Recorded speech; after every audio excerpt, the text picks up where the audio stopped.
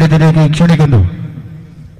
സ്നേഹമുള്ളവരെ, അള്ളാഹുവിൻ്റെ അപാരമായ അനുഗ്രഹത്താൽ നമ്മുടെ ഈ സമ്മേളനം നമ്മൾ ക്ഷണിക്കപ്പെട്ട അതിഥികളുടെ മുഴുവൻ സാന്നിധ്യം കൊണ്ടും ധന്യമായ സാഹചര്യത്തിൽ അമിതമായി ദീർഘിപ്പിക്കാതെ ഞാൻ എൻ്റെ വാക്കുകൾ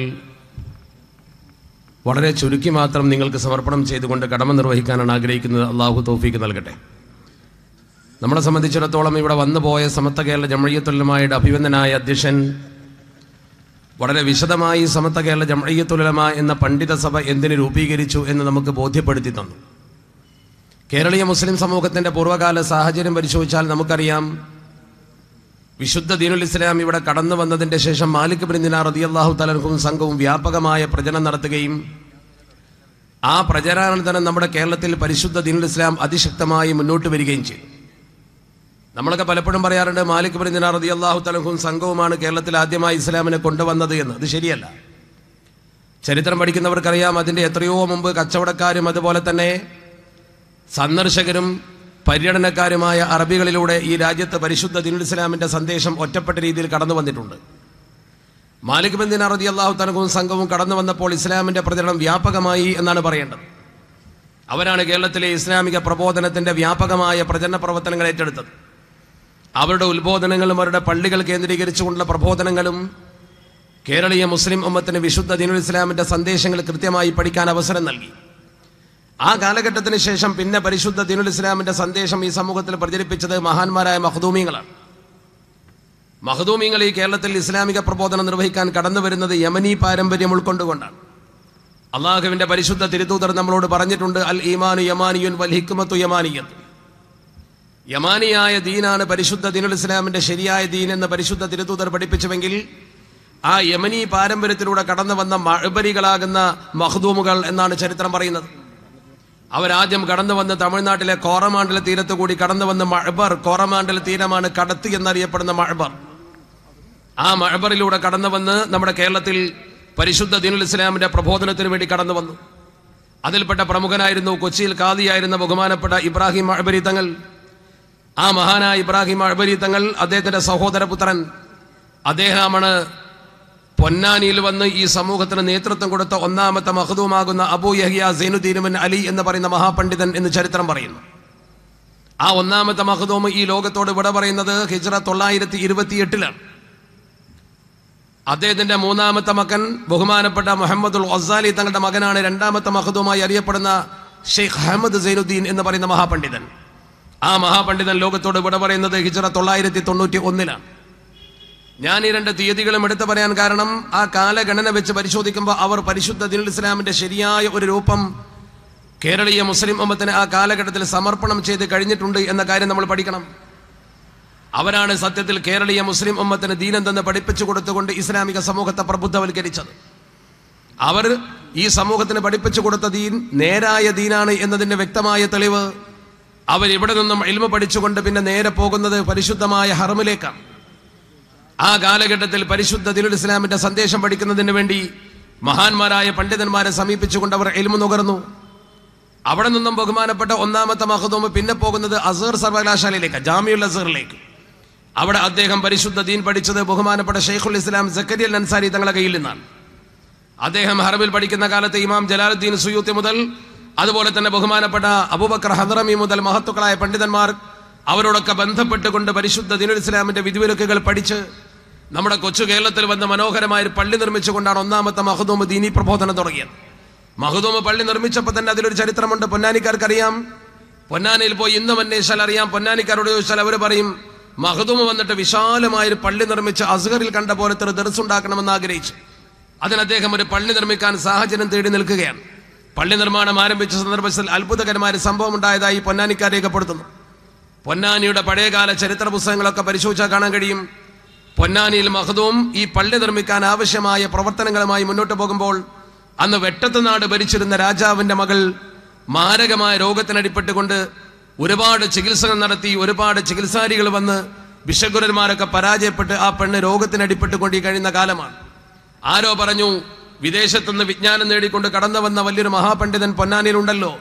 അന്ന് ഒന്നാമത്തെ മഖ്ദൂമിന്റെ ഖ്യാതി ആകെ പരക്കുകയാണ്. ആ മഖ്ദൂമിനെ ആളയച്ച് വരുത്താൻ തീരുമാനിച്ചു.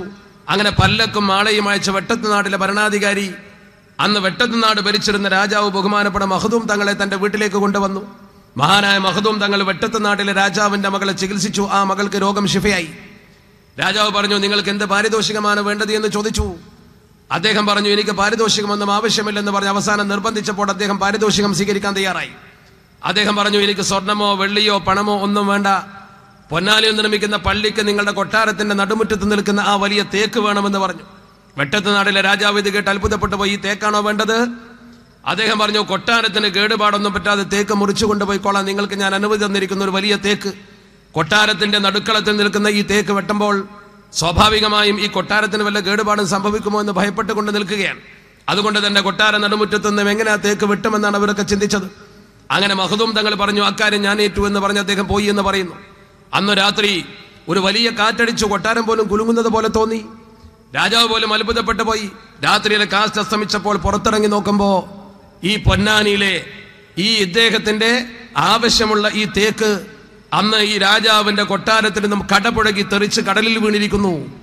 അതെടുത്തുകൊണ്ടുവന്ന് അത് ഈർന്ന് മുറിച്ചാണ് പൊന്നാനിയിലെ വലിയ പള്ളി മുഴുവൻ ഉണ്ടാക്കിയത്. പൊന്നാനിക്കാർ മുഴുവൻ ചരിത്ര പുസ്തകത്തിനും രേഖപ്പെടുത്തി വെച്ചത് കാണാൻ കഴിയും.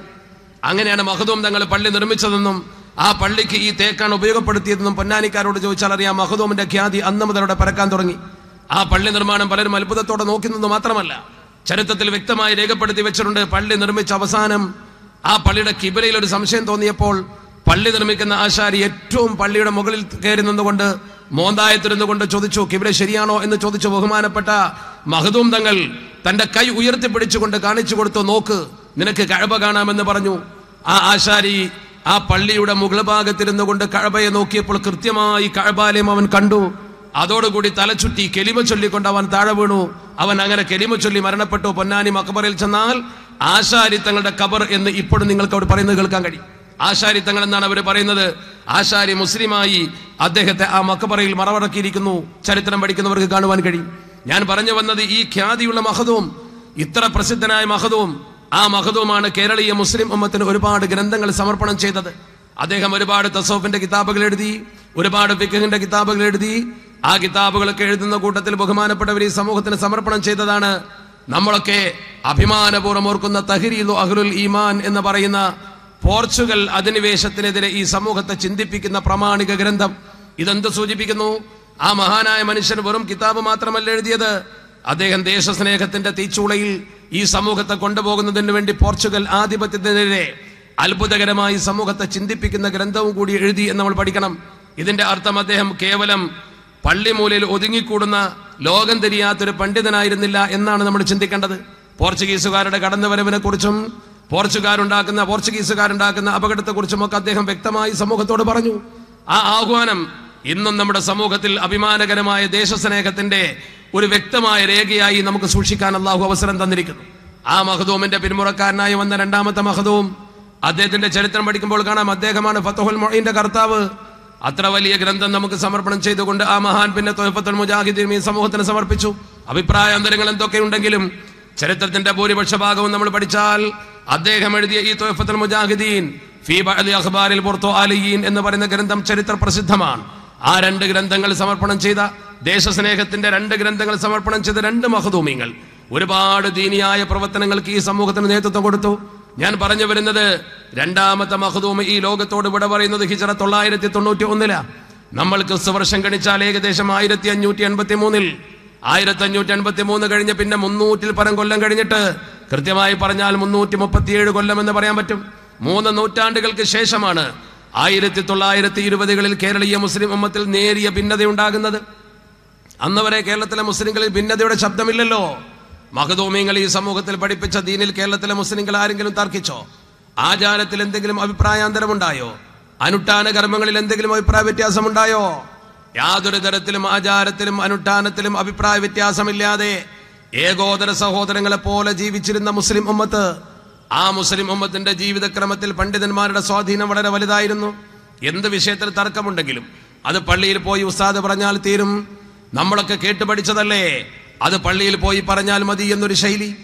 ആ ശൈലി ഇന്നും നമ്മൾ കളിയാക്കിയിട്ടാണ് പറയുന്നതെങ്കിൽ പണ്ട് കാലത്തെ ചരിത്ര പുസ്തകങ്ങൾ പരിശോധിച്ചാൽ കാണാം, മുസ്ലിങ്ങൾ തമ്മിൽ ഒരു പ്രശ്നമുണ്ടായാൽ അത് പള്ളിയിൽ പോയി പറഞ്ഞാൽ മതി എന്ന് പറഞ്ഞാൽ പള്ളിയിലെ ഖാദി ആ പ്രശ്നം തീർത്താൽ തീരുമെന്നാണ് അതിന്റെ അർത്ഥം. എന്ത് പ്രശ്നവും പള്ളിയിൽ പോയി ഖതീബിനോട് പറഞ്ഞാൽ, അതല്ലെങ്കിൽ പള്ളിയിലെ ഖാദിയോട് പറഞ്ഞാൽ അദ്ദേഹം എടുക്കുന്ന തീരുമാനത്തോടു കൂടി കാര്യങ്ങളൊക്കെ പൂർത്തിയാകും. ഇങ്ങനെ ആ സമൂഹം ഒറ്റക്കെട്ടായി ഒരുമയോടെ നിന്നിരുന്നൊരു കാലഘട്ടം. ആ കാലഘട്ടത്തിൽ മുസ്ലിം ഉമ്മത്തിലേക്ക് ഭിന്നതയുടെ ശബ്ദം എവിടുന്നാ കടന്നു വരുന്നത്? 1921 ഈ ഭിന്നതയുടെ ശബ്ദം കൊണ്ടുവന്ന ആളുകളെ കുറിച്ചൊന്ന് പഠിച്ചു നോക്ക്. അതിൽ പ്രധാനമായി കാണുന്നത് നമ്മൾ ചരിത്രത്തിൽ ഒന്ന് ജമാലുദ്ദീൻ അഫ്ഗാനി, മറ്റൊന്ന് മുഹമ്മദ് അബ്ദു, മറ്റൊന്ന് റഷീദുല്ല. ഈ 3 പേരും പ്രചരിപ്പിച്ചതോ മുഹമ്മദ് ബിൻ അബ്ദുൽ വഹാബിന്റെ ആശയങ്ങളും ആദർശങ്ങളുമാണ് ഈ സമൂഹത്തിൽ അവർ പ്രചരിപ്പിച്ചത്. ഇവിടെ നമ്മൾ ഈ ആളുകളെ കുറിച്ചൊന്ന് പഠിച്ചു നോക്ക്. ഈ 4 ആളുകളെ കുറിച്ചും പഠിച്ചാൽ അത്ഭുതപ്പെട്ടു പോകും. നമ്മൾ ആരെയും കുറ്റപ്പെടുത്തുന്നതിന് വേണ്ടിയോ ആക്ഷേപിക്കുന്നതിന് വേണ്ടിയോ അല്ല നമ്മൾ ഇത് പറയുന്നത്. നമ്മുടെ തലമുറയിൽപ്പെട്ട ആളുകൾക്ക് തന്നെ എന്തിന് സമത്വ വന്നു എന്നൊരു ചിന്ത പകർന്നു കൊടുക്കുന്നതിന് വേണ്ടി. സമത്വ കേരള ജംഇയ്യത്തുൽ ഉലമ എന്തിന് സ്ഥാപിച്ചു എന്ന ചോദ്യത്തിന്റെ മറുപടിയാണ് ഞാൻ പറയുന്നത്.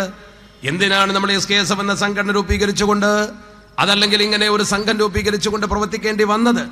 അതിലേക്ക് നിങ്ങൾ ശ്രദ്ധ കേന്ദ്രീകരിക്കുമ്പോൾ നിങ്ങൾ പഠിക്കണം. നമ്മുടെ ഈ കേരളക്കരയിലെ മുസ്ലിം ഉമ്മത്തിൽ ഒരു ഭിന്ന വീക്ഷണവുമില്ലാത്ത കാലത്ത് ഈ കേരളത്തിലേക്ക് കൊണ്ടുവന്ന ചരിത്രം നമ്മൾക്കറിയാം. 1920-കൾക്ക് ശേഷമാണ്. ഈ ഇന്ത്യ മഹാരാജ്യത്ത് അന്ന് ഇന്ത്യൻ മജ്ലിസുൽ ഉലമ എന്നൊരു സംഘടന ഉണ്ടായിരുന്നു. ആ ഇന്ത്യൻ മജ്ലിസുൽ ഉലമയുടെ ഭാഗമായി ഒരു കേരള മജ്ലിസുൽ ഉലമ രൂപീകരിച്ചു. ആ കേരള മജ്ലിസുൽ ഉലമ പിന്നീട് ഒന്നുമല്ലാതായിപ്പോയി. അതിനുശേഷം ഐക്യസംഘം വന്നു. ആ ഐക്യസംഘത്തിന് ശേഷം കേരളത്തിലെ പണ്ഡിത സമൂഹത്തെ സംഘടിപ്പിക്കുന്നു എന്ന് പറഞ്ഞുകൊണ്ട് ഈ കേരളത്തിൽ പുതിയ പണ്ഡിത സംഘടന ഉണ്ടാക്കി. നമ്മുടെ കേരളത്തിന്റെ ഒരു ഭാഗമായിരുന്ന തിരുക്കൊച്ചി കേന്ദ്രീകരിച്ചുകൊണ്ട് പ്രവർത്തനം ആരംഭിച്ചു. ആ പ്രവർത്തനം ആരംഭിച്ച അന്ന് അവർ ചെയ്ത പ്രവർത്തനം അള്ളാഹുവിന്റെ പരിശുദ്ധ തിരുദൂതർ 14 നൂറ്റാണ്ട് മുമ്പ് ഈ സമൂഹത്തെ പഠിപ്പിച്ചതുപോലെ യദ്ഹബൂന ഇലാ ആയാത്തിൻ നസലത ഫിൽ മുശ്രികീൻ വയഹ്മിലൂനഹാ അലൽ മുഅ്മിനീൻ.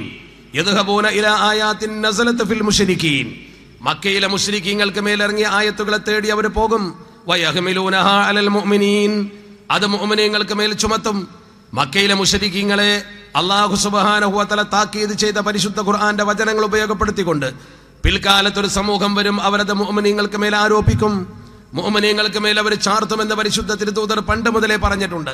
അതനുസരിച്ചുകൊണ്ട് നമ്മുടെ സമൂഹത്തിൽ അവർ കടന്നു വരികയും ഈ ഉമ്മത്തിൽപ്പെട്ട ഭൂരിപക്ഷം ആളുകളെയും മുശ്രിക്ക് എന്ന മുദ്ര കുത്തുകയും ചെയ്തു.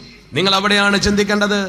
ഇന്ന് വരെ സമത്വ കേരള ജംഇയ്യത്തുൽ ഉലമ ഏതെങ്കിലും ഒരു വിഭാഗത്തെ മതത്തിന്റെ പുറത്ത് നിർത്തിയിട്ടില്ല. അവർ ഇസ്ലാമിൽ നിന്ന് പുറത്താണ് പറയാൻ സമത്വ ഒരിക്കലും മുന്നോട്ട് വന്നിട്ടില്ല. കാരണം ഒരാളെ ഇസ്ലാമിൽ നിന്ന് പുറത്താക്കാനും അകത്താക്കാനുമുള്ള അവകാശം നമുക്കല്ലല്ലോ. അതുകൊണ്ട് തന്നെ സമത്വത്തിനും അപകടം ചെയ്തിട്ടില്ല. മറിച്ച് സമത്വ പറഞ്ഞ ചില പ്രധാന കക്ഷികളുണ്ട്. ഉദാഹരണമായി നമ്മുടെ കേരളത്തിൽ 3 വക്ത് നിസ്കരിച്ചാൽ മതി എന്ന് പറഞ്ഞുകൊണ്ട് ഒരാൾ വന്നല്ലോ. 5 വക്ത് നിസ്കാരത്തെ നിഷേധിക്കുന്നതോടുകൂടി പടച്ചറപ്പിന്റെ ദീനിൽ വളരെ കൃത്യമായി അള്ളാഹു ശറഅാക്കിയ ഒരു കാര്യം ഇല്ലെന്ന് പറഞ്ഞാൽ മതത്തിൽ നിന്ന് സ്വാഭാവികമായും പുറത്തു പോകും. ആരും പുറത്താക്കേണ്ട കാര്യമില്ല എന്നതുപോലെ നമുക്കറിയാം. അള്ളാഹുവിന്റെ പരിശുദ്ധ തിരുദൂതരുടെ ഖത്മുൻ നുബുവത്ത് അംഗീകരിക്കാതെ പരിശുദ്ധ പ്രവാചകർക്ക് ശേഷം ഒരു പുതിയ പ്രവാചകനെ അവതരിപ്പിച്ചു, മീർസ ഗുലാം അഹമ്മദ് ഖാദിയാനിയെ. ആ വിഭാഗത്തെ ഖാദിയാനികൾ എന്ന് വിളിക്കുന്നു ചരിത്രം. അവർ സ്വാഭാവികമായും പ്രവാചകരുടെ അന്ത്യപ്രവാചകത്വം അംഗീകരിക്കാതെ ഒരു പുതിയ പ്രവാചകനെ സമൂഹത്തിൽ അവതരിപ്പിച്ചത് കൊണ്ട് അവരും ഓട്ടോമാറ്റിക്കലി ദീനിന്ന് പുറത്തു പോകും. അല്ലാതെ സമത്വക്കാർ ആരെയും പുറത്താക്കാനോ ആരെയും അകത്താക്കാനോ മുന്നോട്ട് വന്നുകൊണ്ടൊരു പ്രസ്ഥാനം രൂപീകരിച്ചിട്ടില്ല. പക്ഷേ സമത്വ ആശയത്തിലും പ്രവർത്തനത്തിലുമുള്ള വൈകല്യങ്ങളും കുറവുകളും സമൂഹത്തിന് പഠിപ്പിച്ചു കൊടുത്തു. അത് പഠിപ്പിച്ചു കൊടുക്കൽ പണ്ഡിതന്മാരുടെ ധർമ്മമല്ലേ? നിങ്ങൾ ചിന്തിച്ചു നോക്ക്. കേരളീയ മുസ്ലിം ഉമ്മത്തിൽ അന്ന് കൊണ്ടുവന്ന ചിന്തകളെ കുറിച്ച് പഠിച്ചാൽ കാണാൻ കഴിയും. ആ ചിന്തയുടെ ഉപജ്ഞാതാവ് മുഹമ്മദ് ബിൻ അബ്ദുൽ വഹാബാണ്. മുഹമ്മദ് ബിൻ അബ്ദുൽ വഹാബ് എന്ന വ്യക്തി ചെയ്ത ഏറ്റവും വലിയ പ്രവർത്തനം അമ്പിയാക്കളുടെയും മഹാന്മാരായ ഔലിയാഇന്റെയും മഖബറകൾ തട്ടിത്തകർക്കുന്ന പ്രവർത്തനമാണ്. അദ്ദേഹത്തെക്കുറിച്ച് മഹാന്മാരായ പണ്ഡിതന്മാർ എഴുതി വെച്ച ലേഖനങ്ങളിലും മഹാന്മാരുടെ ഗ്രന്ഥങ്ങളിലുമുണ്ട്. ബഹുമാനപ്പെട്ട ഷെയ്ഖ് സൈനി ദലാൻ തങ്ങളെ പോലുള്ള മഹത്തുക്കൾ എഴുതി വെച്ചിട്ടുണ്ട്. അദ്ദേഹം സൗദി അറേബ്യയിൽ അമറ ബിൽ അക്സാഇ, ആ അക്സാഖ് എന്ന പ്രദേശത്തെ അദ്ദേഹം കൽപ്പിച്ചു, അൻ യജ്അല ഖുബൂറൽ അംബിയാഇ വൽ ഔലിയാഇ മഹല്ലൽ ലിൽ ഖളാഇൽ ഹജ. മഹാന്മാരായ അമ്പിയാക്കളുടെയും മഹാന്മാരായ ഔലിയാക്കളുടെയും മഖബറകൾ അത് തട്ടിത്തകർത്തിട്ട് അവിടെ ബാത്റൂമുകൾ നിർമ്മിക്കാൻ ഉത്തരവിട്ടു എന്ന് ഈ സമൂഹത്തെ പഠിപ്പിച്ചത് നമ്മുടെ സമൂഹത്തിൽ പരിശുദ്ധ ദീൻ പഠിപ്പിച്ച ഹറമിൽ ദർസ് നടത്തിയിരുന്ന ബഹുമാനപ്പെട്ട ഷെയ്ഖ് സൈനി ദഹ്ലാൻ തങ്ങളാണ്. നമ്മുടെ കേരളക്കാരോ സമത്വക്കാരോ അല്ല പറഞ്ഞത്. കേരളത്തിലെ സമത്വ പണ്ഡിതന്മാരല്ല പറഞ്ഞത്. അദ്ദേഹം അത് പറയുന്ന കാലത്ത് സമത്വ കേരള ജംഇയ്യത്തുൽ അതിൽ ഇടപെട്ടിട്ടില്ല. കേരളത്തിലേക്ക് അത് കടന്നു വരുന്നേ ഉള്ളൂ. അങ്ങനെ കേരളത്തിലേക്ക് കൊണ്ടുവന്ന ഈ ചിന്ത സമൂഹത്തിൽ പ്രചരിപ്പിക്കാൻ 1ാം സ്ഥാനത്ത് നാളാല ജമാലുദ്ദീൻ അഫ്ഗാനി. ജമാലുദ്ദീൻ അഫ്ഗാനിയെ കുറിച്ച് ഇന്ന് നിങ്ങൾ ഗൾഫ് രാഷ്ട്രങ്ങളിലെ അവിടെയുള്ള പ്രവർത്തകരോട് ചോദിച്ചു നോക്ക്. അദ്ദേഹത്തെ കുറിച്ച് അവരുടെ അഭിപ്രായം മാസോണിസ്റ്റ് ആണെന്നാണ്. മാസോണിസ്റ്റ് എന്ന് പറയുമ്പോൾ പാശ്ചാത്യൻ ആശയം മുസ്ലിം ഉമ്മത്തിൽ കുത്തിവെച്ചുകൊണ്ട് മുസ്ലിമീങ്ങളിൽ പരിഷ്കരണം ഉണ്ടാക്കുന്നയാള്.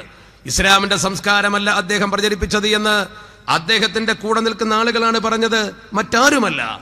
രണ്ടാമത് ഇത് പ്രചരിപ്പിച്ച ആളാരാ? രണ്ടാമത് പ്രചരിപ്പിക്കാൻ മുന്നിൽ നിന്ന ആള് നമ്മുടെ സമൂഹത്തിൽ ഏറെ ചർച്ച ചെയ്യപ്പെട്ട മുഹമ്മദ് അബ്ദു എന്ന് പറയുന്ന ജമാലുദ്ദീൻ അഫ്ഗാനിയുടെ ശിഷ്യത്വം സ്വീകരിച്ച ആള്. മുഹമ്മദ് അബ്ദുവിനെ കുറിച്ച് മനസ്സിലാക്കുന്നതിന് വേണ്ടി ബൈറൂത്തിലെ ചീഫ് ജസ്റ്റിസ് ബഹുമാനപ്പെട്ട യൂസഫ് നബ്ഹാനി തങ്ങൾ ഒരുപാട് ഗ്രന്ഥങ്ങൾ എഴുതിയിട്ടുണ്ട്.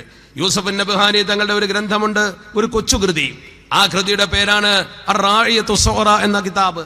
ആ കിതാബിൽ അദ്ദേഹം ഒരുപാട് കാര്യങ്ങൾ വിശദീകരിക്കുന്നുണ്ട്. അതിൽ അദ്ദേഹം പറയുന്നുണ്ട്, യൂസഫ് നബ്ഹാനി തങ്ങളെ പോലെ പ്രഗത്ഭനായ ഒരു പണ്ഡിതൻ അത് എഴുതി വെക്കുമ്പോൾ നമ്മൾ ചിന്തിക്കണം, സമത്തക്കാരല്ല പറഞ്ഞത്. യൂസഫ് നബ്ഹാനി തങ്ങൾ ബൈറൂത്തിലെ ചീഫ് ജസ്റ്റിസ് ആയിരുന്നു. അദ്ദേഹം ജനിച്ചത് പരിശുദ്ധമായ ബൈത്തുൽ മുഖദ്ദസ് ഉൾക്കൊള്ളുന്ന പലസ്തീൻ പ്രദേശത്താണ്. അദ്ദേഹം ബൈറൂത്തിലെ ചീഫ് ജസ്റ്റിസായി, വലിയ പണ്ഡിതനായി.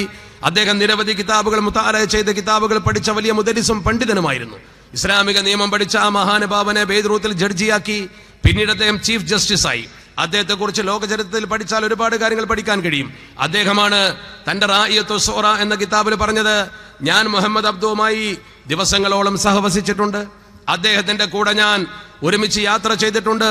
പക്ഷേ പലപ്പോഴും അദ്ദേഹത്തിന്റെ പ്രവർത്തനം എനിക്ക് കാണാൻ കഴിഞ്ഞപ്പോൾ നിസ്കാരം പോലും ഒഴിവാക്കുന്ന വ്യക്തിയായിരുന്നു എന്ന് ഞാൻ പറയുമ്പോൾ വളരെ സൂക്ഷിച്ചേ പറയുന്നുള്ളൂ. അദ്ദേഹം നിസ്കാരം പോലും ഒഴിവാക്കിയിരുന്നു എന്ന് എഴുതി വെച്ചതാരാ? യൂസഫ് നബ്ഹാനി തങ്ങളാണ്. ചിന്തിക്കണം നിങ്ങൾ, അദ്ദേഹത്തിന്റെ വാചകം തന്നെ ഉണ്ട്. അദ്ദേഹം റാഇയത്തു സൗറയിൽ എഴുതിയൊരു വാക്കുണ്ട്, വഇൻകാന യൗമൻ ലിർരിയാഇ മുസല്ലിയാ, വഇൻകാന യൗമൻ ലിർരിയാഇ മുസല്ലിയാ. ഒരു ദിവസം അദ്ദേഹം എന്നെ നിസ്കരിക്കും, എന്നിട്ട് പറയുന്നു ഒരു ദിവസം അദ്ദേഹം നിസ്കരിച്ചാൽ പിന്നെ ഒരു മാസത്തിന് നിസ്കരിക്കാത്ത സ്വഭാവം. ഞാനല്ല പറയുന്നത്, കേരളത്തിലെ സമത്തക്കാരല്ല പറയുന്നത്. റാഇയത്തു സൗറ എന്ന കിതാബ് വാങ്ങി പഠിച്ചു നോക്കൂ. അതിൽ പറയുന്നത് ബഹുമാനപ്പെട്ട യൂസുഫ് നബ്ഹാനി തങ്ങളാണ്. നമ്മുടെ സംഘാടകർ നിങ്ങളുടെ അടുത്തേക്ക് ബക്കറ്റുമായി വരുന്നുണ്ട്.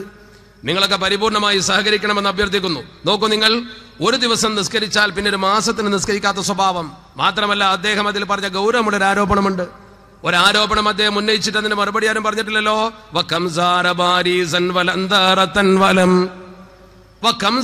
അദ്ദേഹം എത്ര സ്ഥലങ്ങൾ സന്ദർശിച്ചു? ബാരിസൻ പാരീസ് സന്ദർശിച്ചു, വലന്തറത്തൻ ലണ്ടൻ സന്ദർശിച്ചു. പാരീസിൽ അദ്ദേഹം പോയിട്ട്, മുഹമ്മദ് അബ്ദു എന്ന് പറയുന്ന ആള് പാരീസിൽ പോയിട്ടുണ്ട്, ലണ്ടനിൽ പോയിട്ടുണ്ട്. പക്ഷേ വലം യസുർ മക്കത്ത, മക്കയിൽ അദ്ദേഹം പോയിട്ടില്ല. മക്കയിലും വല ത്വയ്ബത്ത, മദീനയിലും പോയിട്ടില്ല. മക്ക മദീന എന്ന സ്ഥലം ജീവിതത്തിൽ ഒരിക്കൽ പോലും സന്ദർശിക്കാത്ത മനുഷ്യനാണ് മുഹമ്മദ് അബ്ദു എന്ന് പറഞ്ഞതാരാ? റാഇയത്തു സൗറയുടെ കർത്താവാകുന്ന ബഹുമാനപ്പെട്ട യൂസുഫ് നബ്ഹാനി തങ്ങൾ. നിങ്ങൾ കൃത്യമായി പഠിക്കണം ഈ വിഷയത്തെക്കുറിച്ച്. ഞാൻ പറഞ്ഞു വരുന്നത്, ഇങ്ങനെ ഒരു വാക്ക് അദ്ദേഹം പറഞ്ഞിട്ട് ലോകത്ത് അതിന്റെ പേരിൽ എന്തെങ്കിലും കോലാഹലം ഉണ്ടായോ? യൂസുഫ് നബ്ഹാനി തങ്ങളുടെ ഗ്രന്ഥം ഇന്നും സമൂഹത്തിലുണ്ടല്ലോ. ലണ്ടനിലും പാരീസിലും പോയ പരിഷ്കർത്താവ് പരിശുദ്ധ ഹറമിലേക്ക് പോയിട്ടില്ല. അള്ളാഹുവിന്റെ പരിശുദ്ധ ഹബീബിനെ സിയാറത്ത് ചെയ്യാൻ പോയിട്ടില്ല. ഈ വ്യക്തിയുടെ ഗ്രന്ഥമാണ് നമ്മുടെ കേരളത്തിൽ പലരും പഠിക്കാൻ കൊണ്ടുവന്നത്. അദ്ദേഹത്തിന്റെ ശിഷ്യനാണ് മുഹമ്മദ് അബ്ദു. മുഹമ്മദ് അബ്ദു ആരാ? മുഹമ്മദ് അബ്ദുവിനെ കുറിച്ച് പഠിച്ചു നോക്കൂ നിങ്ങൾ. ഇന്ത്യ മഹാരാജ്യത്തെ പ്രതിനിധിയും അതുപോലെ തന്നെ ലോകത്തെ പ്രതിനിധികളും കൂടി 1926 സൗദി ഗവൺമെന്റ് വിളിച്ചു ചേർത്ത ഒരു കോൺഫറൻസിൽ പങ്കെടുത്തു. സൗദി ഗവൺമെന്റിന്റെ കോൺഫറൻസിൽ റഷീദുല്ല പങ്കെടുത്തപ്പോൾ ഇന്ത്യയുടെ പ്രതിനിധിയായി അതിൽ പങ്കെടുത്തത് ബഹുമാനപ്പെട്ട മൗലാന മുഹമ്മദ് അലിയാണ്. മൗലാന മുഹമ്മദ് അലി ഒരു ഭാഗത്ത്, അതുപോലെ തന്നെ റഷീദുല്ല ഈജിപ്തിന്റെ പ്രതിനിധിയായി വന്നിരിക്കുന്നു. ലോക മുസ്ലിങ്ങൾ കാര്യങ്ങളൊക്കെ ചർച്ച ചെയ്യുമ്പോൾ അന്ന് ബ്രിട്ടീഷുകാരുടെ ആധിപത്യം ലോകത്ത് നിലനിൽക്കുന്ന സമയമാണ്. ആ കാലഘട്ടത്തിൽ ബ്രിട്ടീഷ് രാജിനെ കുറിച്ച് ഇന്ത്യയിൽ നമ്മൾ സ്വാതന്ത്ര്യ സമരത്തിന് വേണ്ടി പൊരുതുന്ന കാലമാണ് 1926 എന്നതുകൊണ്ട് അതിനെതിരെ ബ്രിട്ടീഷുകാരുടെ ഭരണത്തിനെതിരെ ശക്തമായി ശബ്ദിച്ചു മൗലാന മുഹമ്മദ് അലി. എന്നാൽ മൗലാന മുഹമ്മദ് അലി എതിർത്തുകൊണ്ട് ബ്രിട്ടീഷ് രാജഭരണത്തെ പൂർണ്ണമായി പിന്തുണച്ചുകൊണ്ട് മുസ്ലിം ലോകത്തെ ബ്രിട്ടീഷുകാർക്ക് ഒറ്റിക്കൊടുക്കുന്ന രീതിയിൽ ബ്രിട്ടീഷ് അനുകൂല പ്രസംഗം നടത്തി അന്ന് റഷീദുല്ല ആ യോഗത്തിൽ. അതിന്റെ ചരിത്ര സാക്ഷ്യമാണ്. അദ്ദേഹം പിന്നീട് പോയിട്ട് അൽ അഹ്റാം പത്രത്തിൽ ബ്രിട്ടീഷുകാരെ പിന്തുണച്ചുകൊണ്ട് ഗ്രന്ഥം, ഒരു ലേഖനം എഴുതി. ആ ലേഖനത്തെ എതിർത്തത് കേരളത്തിലെ പ്രഗത്ഭനായ ജമാഅത്തെ ഇസ്ലാമിയുടെ പണ്ഡിതൻ അബുസ്വബാഹ് മൗലവി തന്റെ നീണ്ട ലേഖനത്തിലൂടെയാണ്. ഞാൻ പറഞ്ഞു വരുന്നത്, ഇന്ത്യ മഹാരാജ്യത്തെ മുസ്ലിങ്ങൾ സ്വാതന്ത്ര്യ സമരം ചെയ്യുമ്പോൾ ആ സ്വാതന്ത്ര്യ സമരത്തെ ഒറ്റിക്കൊടുത്ത വ്യക്തിയാണ് റഷീദുല്ല എന്ന് ഈ സംഭവം ശരിക്കും ബോധിപ്പിക്കുന്നു നമ്മളെ. ഞാൻ പറയുന്നത്, സാമ്രാജ്യത്വ ശക്തികൾക്ക് കൂട്ടുനിന്ന വ്യക്തിയായിരുന്നു റഷീദുല്ല. ഞാനല്ല പറയുന്നത്. അദ്ദേഹത്തിന് മറുപടി പറഞ്ഞത് അന്ന് മൗലാന മുഹമ്മദ് അലിയാണ്. ഇന്ത്യൻ സ്വാതന്ത്ര്യ സമരത്തിന്റെ ചരിത്രം പഠിക്കുമ്പോൾ കാണാൻ കഴിയും. കൊളോണിയൽ വാഴ്ചക്ക് അനുകൂലമായി നിന്നുകൊണ്ട്, കോളനി വാഴ്ചക്ക് സൗകര്യം ചെയ്തു കൊടുത്തുകൊണ്ട്, ആലു സഊദിന്റെ ഭരണത്തിന്റെ സംസ്ഥാപനത്തിന് വേണ്ടി അന്ന് പ്രവർത്തിച്ചിരുന്ന ഈ വിഭാഗം ആളുകൾ മുഹമ്മദ് ബിൻ അബ്ദുൽ വഹാബിന് കരുത്ത് പകരാനാണ് ശ്രമിച്ചത് എന്ന് ചരിത്രം പഠിക്കുന്ന ഏത് കുട്ടികൾക്കും ബോധ്യമാകും. ഞാൻ പറഞ്ഞു വന്ന മുഴുവൻ കാര്യങ്ങളും പഠിച്ചു വെച്ച് നോക്കും നിങ്ങൾ. മുഹമ്മദ് ബിൻ അബ്ദുൽ വഹാബ്, അതുപോലെ തന്നെ ജമാലുദ്ദീൻ അഫ്ഗാനി, മുഹമ്മദ് അബ്ദു, റഷീദുല്ല, ഈ 4 പേരെ കുറിച്ചുമുള്ള ചരിത്രത്തിന്റെ തുണ്ടുകടലാസ് എടുത്ത് പഠിക്കാൻ താല്പര്യമുള്ള കുട്ടികൾ അന്വേഷിച്ചു നോക്ക്. എന്നാൽ ഞാൻ നേരത്തെ പറഞ്ഞ ഒന്നാമത്തെ മഖ്ദൂമിനെ കുറിച്ചോ രണ്ടാമത്തെ മഖ്ദൂമിനെ കുറിച്ചോ എന്തെങ്കിലും ഒരു അഭിപ്രായ വ്യത്യാസം നിങ്ങൾക്ക് ചരിത്രത്തിൽ ഇതുപോലെ എടുത്തു ധരിക്കാൻ കഴിയുമോ? ഏതെങ്കിലും ലോക പണ്ഡിതന്മാർ മഖ്ദൂമികളെ കുറിച്ച് കുറ്റം പറഞ്ഞത് കേട്ടിട്ടുണ്ടോ നിങ്ങൾ? എന്തേ മഖ്ദൂമിനെ കുറിച്ച് പറയാതിരുന്നത്? ആ കാലഘട്ടത്തിൽ മഖ്ദൂമികൾ ചെയ്ത സേവനത്തെ കുറിച്ച് ഒരാൾക്കും അഭിപ്രായ വ്യത്യാസമില്ല. ആ മഖ്ദൂമികളുടെ ജീവിത കാലഘട്ടത്തിൽ അവർ ചെയ്തിരുന്ന പ്രവർത്തനങ്ങൾ പഠിക്ക്. എന്തൊക്കെയാണ് അവർ ചെയ്തിരുന്നത്? മഖ്ദൂമിന്റെ പള്ളി ദർസിൽ നിന്ന് കുട്ടികൾ തൊട്ടടുത്ത് ആരെങ്കിലും മരിച്ചാൽ അവിടെ പോയി ഓതാൻ പോകുമായിരുന്നു. മഹാനായ മഖ്ദൂം തങ്ങളല്ലേ നമുക്കൊരു മൗലിദ് ഉണ്ടാക്കി തന്നത്? ആ മഹാനായ മഖ്ദൂമല്ലേ ഖബർ സിയാറത്ത് പ്രോത്സാഹിപ്പിച്ച വ്യക്തി? പൊന്നാനിയിലെ ഒരു പള്ളിക്ക് തന്നെ സിയാറത്ത് പള്ളി എന്ന് പേരെങ്ങനെ വന്നു? ഒന്നാമത്തെ മഖ്ദൂം ആ പള്ളിയിൽ തന്റെ ജേഷ്ഠപിതൃവിനെ സിയാറത്ത് ചെയ്തു. അദ്ദേഹത്തെ സിയാറത്ത് ചെയ്യാൻ മഖ്ദൂം തങ്ങൾ ദിവസേന വന്നത് കൊണ്ട് ജനങ്ങൾ ആ പള്ളിക്ക് പേരിട്ടു സിയാറത്ത് പള്ളി. അങ്ങനെ സിയാറത്ത് പള്ളി അവിടെ ഉണ്ടായെങ്കിൽ ആ സിയാറത്ത് അപകടമാണെങ്കിൽ മഖ്ദൂം ചെയ്യുമോ? അതല്ലേ നമ്മൾ ചിന്തിക്കേണ്ട പ്രധാനപ്പെട്ട കാര്യം. മഖ്ദൂം ചെയ്ത പ്രവർത്തനം മഖ്ദൂമിനേക്കാൾ സൂക്ഷ്മതയുള്ളവരാണോ നമ്മൾ? മഹാനായ മഖ്ദൂം എത്ര ഗ്രന്ഥങ്ങൾ എഴുതി വെച്ചു. ഫത്ഹുൽ മുഈൻ എഴുതിയ മഖ്ദൂമിന്റെ മുമ്പല്ലേ ഈ സംഭവം? ഒന്നാമത്തെ മഖ്ദൂമിന്റെ കാലത്തല്ലേ ഈ സംഭവം? അദ്ദേഹം എത്ര ഗ്രന്ഥങ്ങൾ നമുക്ക് തന്നു. തുഹ്ഫത്തുൽ അഹിബ്ബ, ശുഅബുൽ ഈമാൻ, ഇതൊക്കെ അദ്ദേഹത്തിന്റെ ഗ്രന്ഥമായിരുന്നില്ലേ? ആ ഗ്രന്ഥങ്ങളൊക്കെ തസൗഫിലൂടെ ഈ സമൂഹത്തെ പഠിപ്പിച്ചുകൊണ്ട് തസ്കിയത്ത് പഠിപ്പിച്ച ഒരു മനുഷ്യൻ. ആ തസ്കിയത്തിന്റെ ബന്ധാവിലൂടെ മുസ്ലിം ഉമ്മത്തിനെ കൊണ്ടുപോകാൻ അള്ളാഹു നിയോഗിച്ചൊരു വലിയ പണ്ഡിതൻ ഈ സമൂഹത്തിൽ തെറ്റായ ഒരു പ്രവണത വളർത്തുമെന്ന് നിങ്ങൾക്ക് ചിന്തിക്കാൻ കഴിയുന്നുണ്ടോ? സംഘടനാപരമായ കക്ഷിത്വത്തെ കുറിച്ചല്ല ഞാൻ പറയുന്നത്. നമ്മുടെ പരിശുദ്ധ ദീനിന്റെ നേർപ്പാതയെ കുറിച്ച് നമുക്കൊന്ന് ചിന്തിച്ചുകൂടെ പ്രിയ സഹോദരങ്ങളെ? അത് ചിന്തിക്കലല്ലേ നമ്മുടെ പ്രധാനപ്പെട്ട കടമ. ആ മഖ്ദൂം ഈ കാലഘട്ടത്തിൽ ഈ കേരളത്തിൽ ഞാൻ പറയട്ടെ, രണ്ടാമത്തെ മഖ്ദൂമിന്റെ കാലഘട്ടത്തിന്റെ ശേഷം 1921 വരെ ഈ കേരളക്കാരുടെ ചരിത്രം പഠിക്കൂ, എവിടെയും ഭിന്നതയില്ല. 21 ശേഷമാണ് ഈജിപ്തിൽ നിന്നും ഈ ചിന്തകൾ കടന്നു വരുന്നത്. അവരെന്താ നമ്മോട് പറഞ്ഞത്? അവര് പറഞ്ഞത് സംഭവിക്കുമെന്ന് പരിശുദ്ധ പ്രവാചകർ പണ്ട് പറഞ്ഞു. അള്ളാഹുവിന്റെ പരിശുദ്ധ തിരുദൂതരാകുന്ന അഷ്റഫുൽ ഖൽഖ് മുഹമ്മദ് മുസ്തഫ സ്വല്ലല്ലാഹു അലൈഹി വസല്ലമ തങ്ങൾ പഠിപ്പിച്ചത് എന്താണ്? നബി തങ്ങൾ പറഞ്ഞു, ഈ സമൂഹത്തിൽ ഒരു വിഭാഗം ആളുകൾ വരും. ആ ആളുകളുടെ പ്രത്യേക സ്വഭാവം എന്തായിരിക്കും? അവർ അള്ളാഹുവിന്റെ പരിശുദ്ധതയെ കൈകാര്യം രീതി എന്തായിരിക്കും? നിങ്ങളെ കൂട്ടത്തിൽപ്പെട്ട ഒരാൾ, നബി തങ്ങൾ പറഞ്ഞ വാചകം മുത്തഖിയൻ അലാ അരീഖതിഹി. അതിന്റെ മുമ്പ് നബി തങ്ങൾ പറഞ്ഞു, ഈ സമൂഹത്തിൽ ചില ആളുകൾ വരും, റജുലുൻ ശഅബാൻ, നല്ല ഭക്ഷണം കഴിച്ച് വയറ് നിറച്ചു, ശബആൻ വയറ് നിറച്ചുകൊണ്ട്, നല്ല ഭക്ഷണം കഴിച്ച് വയറ് നിറച്ചുകൊണ്ട് ഒരു മനുഷ്യൻ മുത്തഖിയൻ അലാ അരീഖതിഹി, അവന്റെ സോഫയിൽ കയറി ഇരുന്നു കൊണ്ട്, അവനിങ്ങനെ കാലും കയറ്റിയിരുന്നു കൊണ്ട് പറയും, അള്ളാഹുവിന്റെ പരിശുദ്ധതിനെ കുറിച്ച് അവന്റെ അഭിപ്രായം എന്താണ്? അലൈക്കും ബിഹാദൽ ഖുർആൻ, നിങ്ങൾ ഈ പരിശുദ്ധ ഖുർആൻ മുറുകെ പിടിച്ചുകൊള്ളുക, നിങ്ങൾ അള്ളാഹുവിന്റെ പരിശുദ്ധ ഖുർആൻ മുറുകെ പിടിച്ചുകൊള്ളുക. ഫമാ വജത്തും ഫീഹി മിൻ ഹലാലിൻ ഫഅഖില്ലുഹു ഫമാ വജത്തും ഫീഹി മിൻ ഹറാമിൻ ഫഹർരിമുഹു. ഖുർആനിൽ എന്തെങ്കിലും ഹറാമായ കാര്യം കണ്ടാൽ അത് ഹറാമാണെന്ന് പറഞ്ഞോളൂ. പരിശുദ്ധ ഖുർആനിൽ എന്തെങ്കിലും ഹലാലായ കാര്യം കണ്ടാൽ അത് ഹലാലാണെന്ന് പറഞ്ഞോളൂ. ഇത് പറയുന്ന ഒരു സമൂഹം നമ്മുടെ സമൂഹത്തിൽ വരും എന്ന് 15 മുമ്പ് അഷ്റഫുൽ ഖൽഖ് മുഹമ്മദ് മുസ്തഫ സ്വല്ലല്ലാഹു അലൈഹി വസല്ലമ തങ്ങൾ പഠിപ്പിച്ചു. പരിശുദ്ധ ഖുർആൻ ഉണ്ടോ എന്നേ ചോദിക്കൂ. അള്ളാഹുവിന്റെ പരിശുദ്ധ ഖുർആൻ മാത്രമേ അവർ അവലംബിക്കൂ. എന്നിട്ട് പരിശുദ്ധ പ്രവാചകർ ആ ഹദീസിന്റെ അവസാനത്തിൽ പറഞ്ഞു, അലാ ഇന്നമാ ഹറമ റസൂലുള്ളാഹി കമാ ഹറമല്ലാഹ്. അള്ളാഹുവിന്റെ പരിശുദ്ധ പ്രവാചകർ ഒരു കാര്യം ഹറാമാക്കിയിട്ടുണ്ടെങ്കിൽ, നബി തങ്ങൾ ഒരു കാര്യം പറ്റില്ല എന്ന് പറഞ്ഞിട്ടുണ്ടെങ്കിൽ, കമാ ഹറമല്ലാഹ്, അത് അള്ളാഹ് ഹറാമാക്കിയതുപോലെ തന്നെയാണ്. റസൂലുള്ളാഹ് പറഞ്ഞു എന്ന് പറഞ്ഞാൽ അതുപോലെ തന്നെയാണ്. അപ്പൊ അള്ളാഹുവിന്റെ പരിശുദ്ധ പ്രവാചകർ ഈ ഹദീസിന്റെ തലക്കൽ പറഞ്ഞൊരു വാക്കുണ്ടാ എന്താ? അലാ ഇന്നി ഊതീതുൽ ഖുർആന വമിത്ലഹു മഅഹു. ആ ഹദീസിന്റെ തുടക്കം അങ്ങനെയാ. ഞാനത് അവസാനം പറയാൻ തീരുമാനിച്ചതിന്റെ ഗൗരവം ബോധിപ്പിക്കാനാ. നബി തങ്ങൾ പറഞ്ഞു, അവസാന കാലത്ത് ഒരു കൗമ വരും, അവരോടാണ് നബി തങ്ങൾ പറയുന്നത്. നമ്മൾ അലാ ഇന്നി ഊതീതുൽ ഖുർആന വമിത്ലഹു മഅഹു. അള്ളാഹു എനിക്ക് ഖുർആനും ഖുർആനെ പോലെ പലതും തന്നിട്ടുണ്ട്. അപ്പൊ ഖുർആനിലുള്ളത് മാത്രം നോക്കുക എന്നുള്ള സ്വഭാവം ശരിയല്ല. നമുക്ക് പരിശുദ്ധ ഖുർആൻ നോക്കി വിധി കൽപ്പിക്കാനും പറ്റില്ല. ഞാൻ ചോദിക്കട്ടെ, നമ്മുടെ കൂട്ടത്തിൽ ആരെങ്കിലും പരിശുദ്ധ ഖുർആൻ നോക്കി നിസ്കരിച്ചാൽ നേരത്തെ പറഞ്ഞ 3 വക്തേ കിട്ടൂ, 4ാമത്തെ ഒരു വക്ത് കിട്ടൂല. അള്ളാഹുവിന്റെ പരിശുദ്ധ ഖുർആൻ പറഞ്ഞ അഖിമിസ്സലാത്ത തൊറഫൈൻ നഹാരി വസുലഫം മിനൽ ലൈൽ എന്ന ആയത്തിന് നമ്മുടെ അർത്ഥം വെച്ചാൽ 3 നേരം നിസ്കരിക്കണമെന്നേ കിട്ടൂ. ഹദീസിൽ നിന്നേ ആ നിസ്കാരം 5 ആണെന്ന് മനസ്സിലാക്കാൻ പറ്റൂ. മാത്രമല്ല ആ 5 നമസ്കാരം നിങ്ങൾ എപ്പോൾ നിസ്കരിക്കണമെന്ന് ഖുർആൻ പറഞ്ഞിട്ടില്ലല്ലോ. എപ്പോഴാണ് സുബഹി, എപ്പോഴാണ് ളുഹർ, എപ്പോഴാണ് മഗ്രിബ് നമ്മൾ എങ്ങനെ കണക്കാക്കും? അത് പഠിപ്പിച്ചത് അല്ലാഹുവിന്റെ പരിശുദ്ധ തിരുദൂതരുടെ വചനമാണ്. അപ്പൊ ഹദീസ് കൂട്ടിച്ചേർക്കുമ്പോഴേ ഖുർആനെ വ്യാഖ്യാനിക്കാൻ പറ്റൂ. അതുകൊണ്ട് തന്നെ പരിശുദ്ധ ഖുർആൻ നമുക്ക് സ്വന്തമായി വ്യാഖ്യാനിക്കാൻ കഴിയില്ല. അങ്ങനെ പരിശുദ്ധ ഖുർആന്റെ വ്യാഖ്യാനമാകുന്ന പരിശുദ്ധ ഹദീസ്, ആ ഹദീസ് ശരിക്ക് പഠിക്കണം. അതാണ് നബിയിലൂടെ ഖുർആൻ പഠിക്കണമെന്ന് പറയുന്നത്. അതുകൊണ്ടല്ലേ അള്ളാഹുവിന്റെ പരിശുദ്ധ തിരുദൂതർ നമുക്കൊരു കുഞ്ഞുണ്ടായാൽ ആ കുഞ്ഞ് പഠിക്കാൻ പ്രായമാകുമ്പോ തന്നെ ആ കുട്ടിക്ക് എങ്ങനെയാണ് ദീൻ പഠിപ്പിക്കേണ്ടത്? അദ്ദിബു ഔലാദകും അലാ സലാസി ഖിസ്വാൽ. നിങ്ങൾ നിങ്ങളെ കുട്ടിക്ക് ദീൻ പഠിപ്പിക്കേണ്ടത്, അദബ് പഠിപ്പിക്കേണ്ടത് 3 ഘട്ടങ്ങളായിട്ടാ. 3 തരത്തിലാണ്. അലാ സലാസി ഖിസ്വാലിൻ 3 കാര്യങ്ങളിൽ.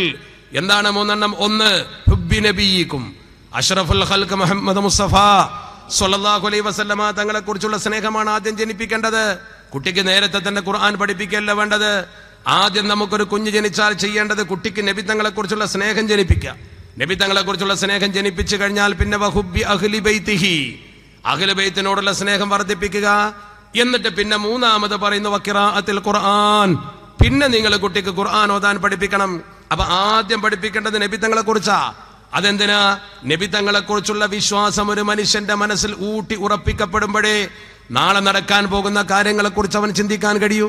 ഞാൻ ചോദിക്കട്ടെ, ശാസ്ത്രം പുരോഗമിച്ച ഈ യുഗത്തിൽ എന്റെ മുമ്പിൽ നിൽക്കുന്ന മുഅ്മിനീങ്ങളോട് ഞാൻ എത്ര കരഞ്ഞു പറഞ്ഞാലും, ഞാൻ എത്രമാത്രം ആവേശത്തോടെ പറഞ്ഞാലും, നമ്മൾ മഅ്ശറാ സഭയിൽ ഒരുമിച്ച് കൂടിയിട്ട് നമ്മൾ ഒരു പാലത്തിലൂടെ നടന്നു പോകുമെന്ന് പഠിപ്പിക്കുമ്പോ ആ സിറാത്ത് പാലത്തെ കുറിച്ച് ഹദീസ് പറഞ്ഞു തന്നത് അത് മുടിയേക്കാൾ നേരിയതാകുന്നു, അത് വാളിനേക്കാൾ മൂർച്ചയുള്ളതാകുന്നു. വാളിനേക്കാൾ മൂർച്ചയുള്ളതും മുടിയേക്കാൾ നേരിയതും നിങ്ങൾക്കത് സങ്കല്പിച്ചിട്ട് എന്താ കിട്ടുന്നത്? അങ്ങനത്തെ ഒരു പാലം നേരെ നരകത്തിന്റെ മേലിങ്ങനെ നാട്ടപ്പെട്ടിരിക്കുന്നു. അത്ഭുതമല്ലേ ആ സംഭവം? നരകമാണെങ്കിൽ കത്തിജ്വലിച്ചുകൊണ്ട് നിൽക്കുന്നു. കത്തിജ്വലിക്കുന്ന നരകത്തിന്റെ മുകളിൽ വളരെ നേരിയ ഒരു നൂല് പോലത്തെ പാലം. എങ്ങനെ നമ്മൾ അതിലൂടെ കടന്നു പോകും? ആ അഗ്നികുണ്ഡത്തിന്റെ മുകളിൽ ചൂടേറ്റുകൊണ്ട് അതെങ്ങനെ അവിടെ നിൽക്കും? ഇങ്ങനെ ഒരുപാട് ചിന്ത നമ്മുടെ മനസ്സിൽ വരുന്നില്ലേ? എന്തേ നമ്മുടെ മനസ്സിലത് ഉൾക്കൊള്ളാൻ കഴിഞ്ഞു? എന്നിട്ടും ശാസ്ത്രീയമായി നമ്മൾ എത്ര തെളിയിക്കാൻ ശ്രമിച്ചാലും ശരി, ശാസ്ത്രം വെച്ചുകൊണ്ട് നമ്മൾ എത്ര ബോധ്യപ്പെടുത്തി കൊടുക്കാൻ ശ്രമിച്ചാലും ശരി, ഇസ്ലാമിലെ ചില കാര്യങ്ങൾ നമുക്ക് ബോധിപ്പിക്കാൻ കഴിയില്ല. നമ്മൾ ശാസ്ത്രവും ഇതുമായി യോജിപ്പിച്ചുകൊണ്ട് ഖുർആനും ശാസ്ത്രവും എത്ര പറഞ്ഞാലും ഒരിക്കലും ഒരു ശാസ്ത്രം കൊണ്ട് യോജിപ്പിക്കാൻ കഴിയാത്ത, നമ്മുടെ ബദാഹത്തുൽ അഖലിനെ യോജിക്കാത്ത, നമ്മുടെ ബുദ്ധിക്ക് ചിന്തിക്കാൻ കഴിയാത്ത, നമ്മുടെ മനസ്സിൽ ഉൾക്കൊള്ളാൻ കഴിയാത്ത പലതും നാളെ സംഭവിക്കാൻ പോകുന്നുണ്ട്. ഒരു തുലാസ് ഇങ്ങനെ വെച്ചിട്ട് നിങ്ങൾ ഓരോരുത്തരുടെയും തൂക്കമെടുത്താൽ എത്ര ദിവസം എടുക്കേണ്ടി വരും, എത്ര സമയം എടുക്കേണ്ടി വരും? കോടാനുകോടി മനുഷ്യനെ മുഴുവൻ ഒരു തുലാസിൽ വെച്ചുകൊണ്ട് തൂക്കുന്നത് പോലെ നമ്മുടെ മീസാൻ എന്ന തുലാസ് തൂക്കുന്നതിനെ കുറിച്ച് നിങ്ങളുടെ മനസ്സിന്റെ സങ്കല്പം എന്താ?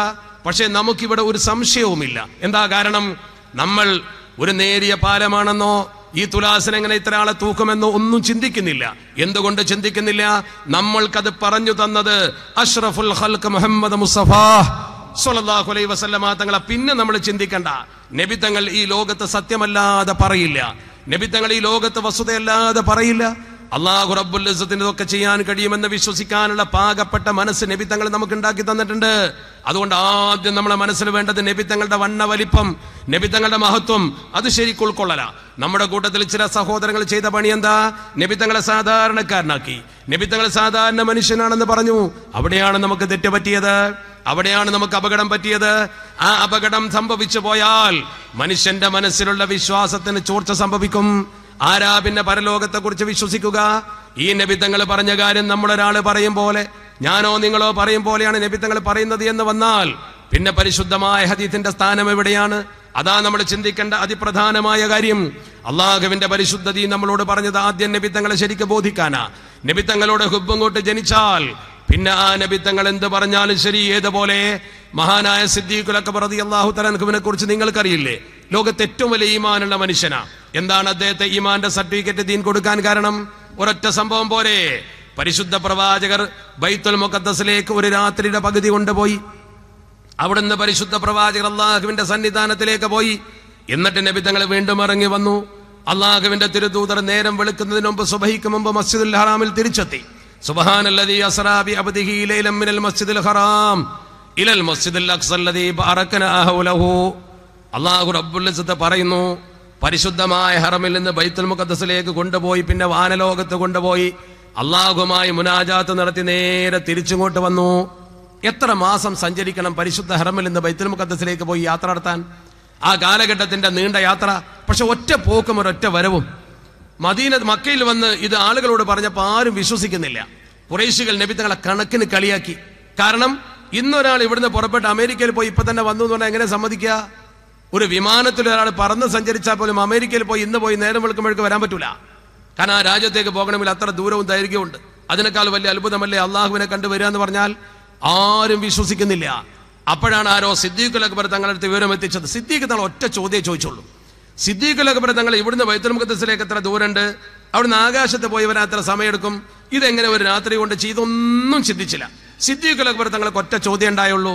ആ ചോദ്യം ഇതാണ്: നബി തങ്ങൾ അങ്ങനെ പറഞ്ഞോന്ന് ചോദിച്ചു. മുഹമ്മദ് നബി അങ്ങനെ പറഞ്ഞോ? അവര് പറഞ്ഞു. എന്നാ പിന്നെ സിദ്ദീഖിന് സംശയമില്ല, ഞാനത് വിശ്വസിച്ചിരിക്കുന്നു എന്ന് സിദ്ദീഖ് തങ്ങൾ പറഞ്ഞത് നബി തങ്ങളിലുള്ള വിശ്വാസമാണ്. അഷ്റഫുൽ ഖൽഖ് മുഹമ്മദ് മുസ്തഫ സല്ലല്ലാഹു.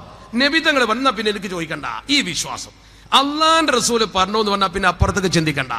അപ്പൊ പിന്നെ ആകാശത്തിന്റെ ദൈർഘ്യവും ബൈത്തുൽ മുഖദ്ദസിന്റെ ദൈർഘ്യവും നോക്കണ്ട. ആ ഒരു ചിന്ത കൽബിലുള്ള മനുഷ്യൻ അവനാണ് മുഅ്മിൻ. നമ്മുടെ ഈമാൻ സ്ഫുടം ചെയ്യാൻ റസൂലുള്ളാഹിനെ വല്ലാതെ സ്നേഹിച്ചേ പറ്റൂ. അള്ളാന്റെ റസൂലിന്റെ മുമ്പിൽ നമ്മൾ ഈ ഹുബ്ബ് പ്രകടിപ്പിക്കുന്ന പക്ഷം നമുക്ക് പരലോകത്ത് ഗുണം കിട്ടും. ഒരു സ്വഹാബി നേരിട്ട് നബി തങ്ങളുടെ അടുത്ത് വന്നിട്ട് പറഞ്ഞാ, അള്ളാഹുവിന്റെ പ്രവാചകരെ, ലൈസ ഇൻദി കത്റത്തു സ്വലാത്തിൻ വസിയാം, ലൈസ ഇൻദി കത്റത്തു സ്വലാത്തിൻ വസിയാം, എനിക്ക് ഒരുപാട് നോമ്പോ ഒരുപാട് നിസ്കാരം ഒന്നുമില്ല നബിയെ. നിസ്കാരമില്ല നോമ്പില്ല എന്ന് പറഞ്ഞിട്ടില്ല കേട്ടോ, തെറ്റിദ്ധരിക്കണ്ട, തെറ്റിദ്ധരിപ്പിക്കും വേണ്ട. ഞാൻ നിസ്കരിക്കലില്ല നോമ്പോൽക്കില്ല എന്ന് അയാൾ പറഞ്ഞിട്ടില്ല. അയാൾ പറഞ്ഞ വാചകം ലൈസ ഇൻദി കത്റത്തു സ്വലാത്തിൻ വസിയാം, എനിക്ക് ഒരുപാട് നോമ്പോ ഒരുപാട് നിസ്കാരം ഒന്നും ഇല്ല നബിയെ. വലാകിന്നി ഉഹിബ്ബുല്ലാഹ വറസൂലഹു, വലാകിന്നി ഉഹിബ്ബുല്ലാഹ വറസൂലഹു, ഞാൻ അള്ളാഹുവിനെയും അള്ളാഹുവിന്റെ തിരുദൂതരെയും വല്ലാതെ സ്നേഹിക്കുന്നുണ്ട്. ഈ ഹുബ്ബിന്റെ കൽബിലുണ്ട്. അപ്പൊ തന്നെ നബി തങ്ങൾ കൊടുത്ത മറുപടി എന്താ? അൽ മർഉ മഅ മൻ അഹബ്ബ, ഒരു മനുഷ്യൻ അവനെ സ്നേഹിച്ചവന്റെ കൂടെ ഉണ്ടാകും. അഷ്റഫുൽ ഖൽഖ് മുഹമ്മദ് മുസ്തഫ സല്ലല്ലാഹു. നമ്മൾ ആരെ സ്നേഹിച്ചോ അവരെ കൂടെ സ്വർഗത്തിൽ ഒന്നിച്ചു കൂടുന്നുള്ളത് ഇസ്ലാമിന്റെ ഒരു തത്വമാണ്. നമ്മൾ ആരെ അൽക്കഹഫിലെ നായയെ കണ്ടില്ലേ നിങ്ങള്? അൽക്കഹഫിലെ നായ സ്വർഗത്തിലാന്ന് പറയാൻ കാരണം എന്താ? ആ കെൽബ് സ്വർഗത്തിലാന്ന് പറയാൻ കാരണം എന്താ? ഇസ്ലാം നമ്മുടെ മദ്ഹബ് അനുസരിച്ച് ഐന്നജസായ സാധനമാണ്. ഇന്നും നിങ്ങൾ ജോർഡാനിൽ പോയി നോക്കിയാൽ അൽക്കഹഫിന്റെ ഗുഹയിൽ ആ നായയുടെ എല്ല് വരെ കൂട്ടിയിട്ട് കാണാൻ കഴിയും. വസാമിനുഹും കെൽബുഹും എന്നാ പറഞ്ഞത്. അവരിൽ 8ാമൻ നായ, ഇനി അഭിപ്രായ വ്യത്യാസം എത്ര ഉണ്ടെങ്കിൽ 7ൽ 8ാമൻ നായയാണ്. സാമിനുഹും എന്നാ പറഞ്ഞത്. വസാമിനു 8ാമത്തേത് നായ എന്നല്ല പറഞ്ഞത്. അവരെ കൂട്ടത്തിൽ 8ാമതൊരു നായ ഉണ്ടായിരുന്നല്ല. വസാമിനുഹും, അവരെ കൂട്ടത്തിലുള്ള 8ാമൻ. എന്താണ് അങ്ങനെ പറയാൻ കാരണം? ആ നായ പറഞ്ഞിരുന്നു, ആ നായയെ ആട്ടി ഓടിക്കാൻ ശ്രമിച്ചു അവര്. 7 യുവാക്കൾ ഇങ്ങനെ നടന്നു പോകുമ്പോ ആട്ടി ഓടിക്കാൻ ശ്രമിച്ചു. നായയെ കല്ലെറിഞ്ഞു. നായ പറഞ്ഞ വാക്കെന്താ? ഇന്നി ഉഹിബ്ബു അഹ്ബാബല്ലാഹ്, അള്ളാനെ സ്നേഹിക്കുന്നവരെ ഞാനും സ്നേഹിക്കുന്നുണ്ട് നീ നായ പറഞ്ഞു തരേ. അങ്ങനെയാണ് നായ പിന്നാലെ കൂടിയത്. ആ നായ സ്വർഗത്തിലാ. മഹാന്മാരെ സ്നേഹിച്ച ഒരു നായ വരെ സ്വർഗാവകാശിയാണെന്ന് പറഞ്ഞാൽ എന്താണ് അതിന്റെ അർത്ഥം? നല്ലവരുടെ കൂടെ നിൽക്കുകയും നല്ലവരെ സ്നേഹിക്കുകയും ചെയ്യുമ്പോൾ അതിന്റെ ഒരു ഗുണം നമുക്ക് കിട്ടും. അതാണ് നമ്മൾ വരക്കൽ മുല്ലക്കോയത്തങ്ങൾ ഉപ്പാപ്പ ഉണ്ടാക്കിയ സംഘത്തിന്റെ കൂടെ നിൽക്കുന്നത്. മഹല്ല് ഭിന്നിപ്പിക്കാനോ തമ്മിലടിപ്പിക്കാനോ ഒരു ലക്ഷ്യവും നമുക്കില്ല. മഹാന്മാർ പറഞ്ഞു 921 ഈ രീതി ഇങ്ങനെ തുറന്നപ്പോ, 925 വരെ വന്നപ്പോ, പണ്ഡിതന്മാർ ഇതിനെതിരെ സമൂഹത്തെ ബോധ്യപ്പെടുത്തിയപ്പോ വരക്കൽ തങ്ങൾ പറഞ്ഞു പോരാ, ഒരു സംഘടന ഉണ്ടാക്കിക്കൊണ്ട് ഇതിനെ നേരിടാതിരുന്നാൽ മുഅ്മിനീങ്ങളുടെ വിശ്വാസത്തിന് ശോഷണം സംഭവിക്കും. നല്ല ഒരു സമൂഹത്തെ മുശ്രിക്കാക്കി മുദ്ര കുത്തിയാൽ പിന്നെ ദീൻ എങ്ങനെ ഉണ്ടാകും? മഹാന്മാരെ ആദരിക്കാതിരുന്നാൽ ദീന് നഷ്ടപ്പെടും. അതുകൊണ്ട് കൂനു മഅ സ്വാദിഖീൻ എന്ന് അദ്ദേഹം പറഞ്ഞു. നല്ലതിന്റെ കൂടെ നിൽക്കണം, നല്ലവരുടെ കൂടെ നിൽക്കണം. അതിനുവേണ്ടിയാണ് ആ കാലഘട്ടത്തിൽ സമത്തെ അസ്ഥിവാരമിട്ടത്. എന്നിട്ട് സമത്തെ എന്തേ നമ്മളോട് പറഞ്ഞത്? മറ്റുള്ളവർ പറഞ്ഞതിന്റെ പൊള്ളത്തരം ശരിക്കും ബോധ്യപ്പെടുത്തി തന്നു.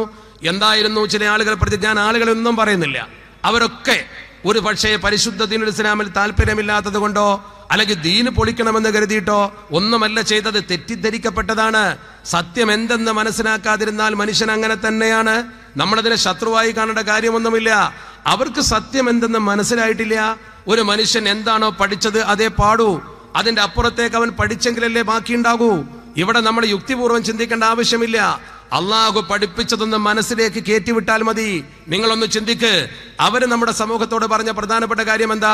നമ്മൾ ചെയ്ത ഏറ്റവും വലിയ തെറ്റ് മഹാന്മാരെ ആദരിച്ചു. അതിലൊന്നാണ് അള്ളാഹുവിന്റെ ഔലിയാക്കളോട് നമ്മൾ സഹായാർത്ഥന നടത്തി. അള്ളാഹുവിന്റെ മഹത്തുക്കളെ മുന്നിൽ വെച്ചുകൊണ്ട് പടച്ചറപ്പിനോട് ഇടതേടി. ഇത് രണ്ടും തെറ്റാണ്. ചെയ്താൽ ദീനിൽ നിന്ന് പുറത്തു പോകുമെന്ന് അവർ പറഞ്ഞു. എന്താണ് അവർ പറയാൻ കാരണം? നേരിട്ട് പടച്ചറപ്പിനോട് ചോദിച്ചാൽ പോരെ, അതിനിടയ്ക്കൊരാളെ നിർത്തേണ്ട വല്ല കാര്യവുമുണ്ടോ? അള്ളാഹുവിനോട് നേരിട്ട് ചോദിക്കുന്നതിന് പകരം എന്തിനാ നിങ്ങൾ ഇടയാളുകളെ വെച്ചത്? എന്തിനാണ് പടച്ചറബിന്റെ മുമ്പിൽ ഒരാളെ വെച്ചതിന്റെ മറുപടി പരിശുദ്ധ ഖുർആൻ പറഞ്ഞിട്ടുണ്ടല്ലോ. അള്ളാഹുവിന്റെ പരിശുദ്ധ ഖുർആൻ പറഞ്ഞു, യാ അയ്യുഹല്ലദീന ആമനു തഖുല്ലാഹ വബ്തഗൂ ഇലൈഹിൽ വസീല.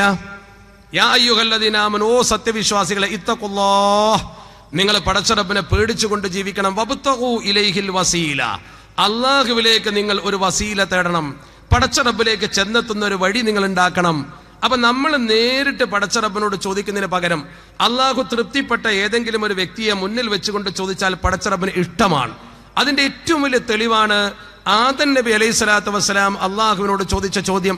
ആദം നബി സ്വർഗത്തിൽ വെച്ച് പഴം തിന്നതും അതിന്റെ അനുബന്ധമായി സംഭവിച്ചതും ഒക്കെ നമുക്കറിയാം. എന്താണ് ആദം നബി തങ്ങൾ ചെയ്തത്?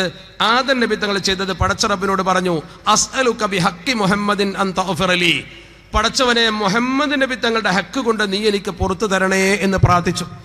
എന്തിനാണ് മുസ്തഫായ നബി തങ്ങളെ മുന്നിൽ വെച്ചുകൊണ്ട് ആദം നബി തങ്ങൾ ചോദിക്കുന്നത്? ഇനി അങ്ങനെ ചോദിച്ചാൽ തന്നെ പടച്ചറബ് തിരിച്ചു പറയേണ്ടത്?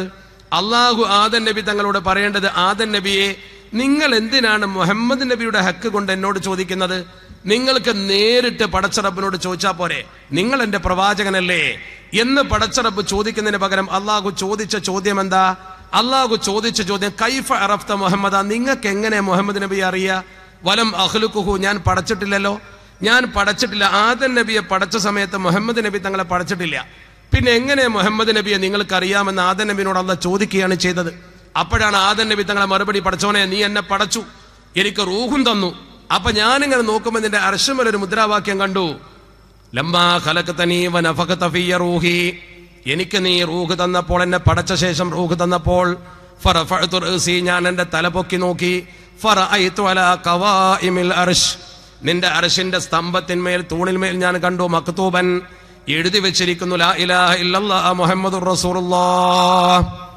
അങ്ങനത്തെ ഒരു വചനം അങ്ങനെ എഴുതിയിട്ടുണ്ട്. നിന്റെ പേരിന്റെ കൂടെ വേറൊരാളെ പേര്, അള്ളാഹിന്റെ പേരിന്റെ കൂടെ വേറൊരാളെ പേര്. അപ്പൊ എനിക്ക് ചിന്ത വന്നു, എന്താ? അന്നക ലം തുളിഫ് ഇലസ്മിക, നിന്റെ പേരിന്റെ കൂടെ നീ കൂട്ടിച്ചേർക്കൂല, ഇല്ലാ അഹബ്ബൽ ഖൽഖി ഇലൈക്, നിനക്ക് ഏറ്റവും ഇഷ്ടപ്പെട്ട ആളെ പേര് മാത്രമേ നിന്റെ പേരിന്റെ കൂടെ നീ കൂട്ടൂ എന്നുള്ള കാര്യം ഉറപ്പാ. അപ്പൊ ആ വ്യക്തിയോട് നിനക്ക് തൃപ്തി ഉണ്ടെന്ന് എനിക്കറിയാം. അതുകൊണ്ട് ഞാൻ ചോദിച്ചു, അസ്അലുക ബിഹഖിഹി, നീ ഇഷ്ടപ്പെട്ട ആ മനുഷ്യന്റെ പേര് ഞാൻ കൂട്ടാൻ കാരണം അതാണ്. അപ്പൊ അള്ളാഹ് പറഞ്ഞ, അസബത്തയ ആദം, നിങ്ങൾ ചെയ്തത് ശരിയാണ് എന്ന് പറഞ്ഞു. നിങ്ങൾ ചെയ്തത് ശരിയാണ്. അള്ളാഹു പറയേണ്ട എന്താ? അത് വേണ്ട, നിങ്ങൾ എന്നോട് നേരെ ചോദിച്ചാൽ തന്നെ ഞാൻ തരുന്നല്ലേ പഠിച്ചോൻ പറയേണ്ടത്. നല്ലവരെ മുന്നിൽ വെച്ച് ചോദിച്ചാൽ പടച്ചറബിന് ഇഷ്ടമാണെന്നല്ല അതിന്റെ അർത്ഥം. ഇനി ഞാൻ മറ്റൊരു കാര്യം പറയട്ടെ. ഈ പ്രവർത്തനത്തെക്കുറിച്ച് ലോകത്തെ പണ്ഡിതന്മാരുടെ അംഗീകാരത്തിന്റെ തെളിവാണ് ബഹുമാനപ്പെട്ട ഇമാം അബൂ ഹനീഫത്തുൽ കൂഫി റഹ്മഹുല്ലാ നേരെ റൗള ഷരീഫിന്റെ മുമ്പിൽ ചെന്നിട്ട് ഈ കഥ പറയാം.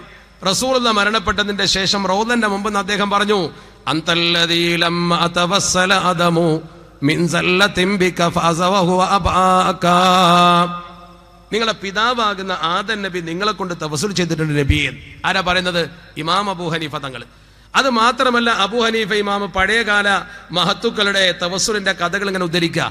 എന്നിട്ട് ഇമാം അബൂ ഹനീഫ തങ്ങൾ അവസാനം പറഞ്ഞൊരു വാക്കുണ്ട്, അതാ ചിന്തിക്കേണ്ടത് നിങ്ങൾ.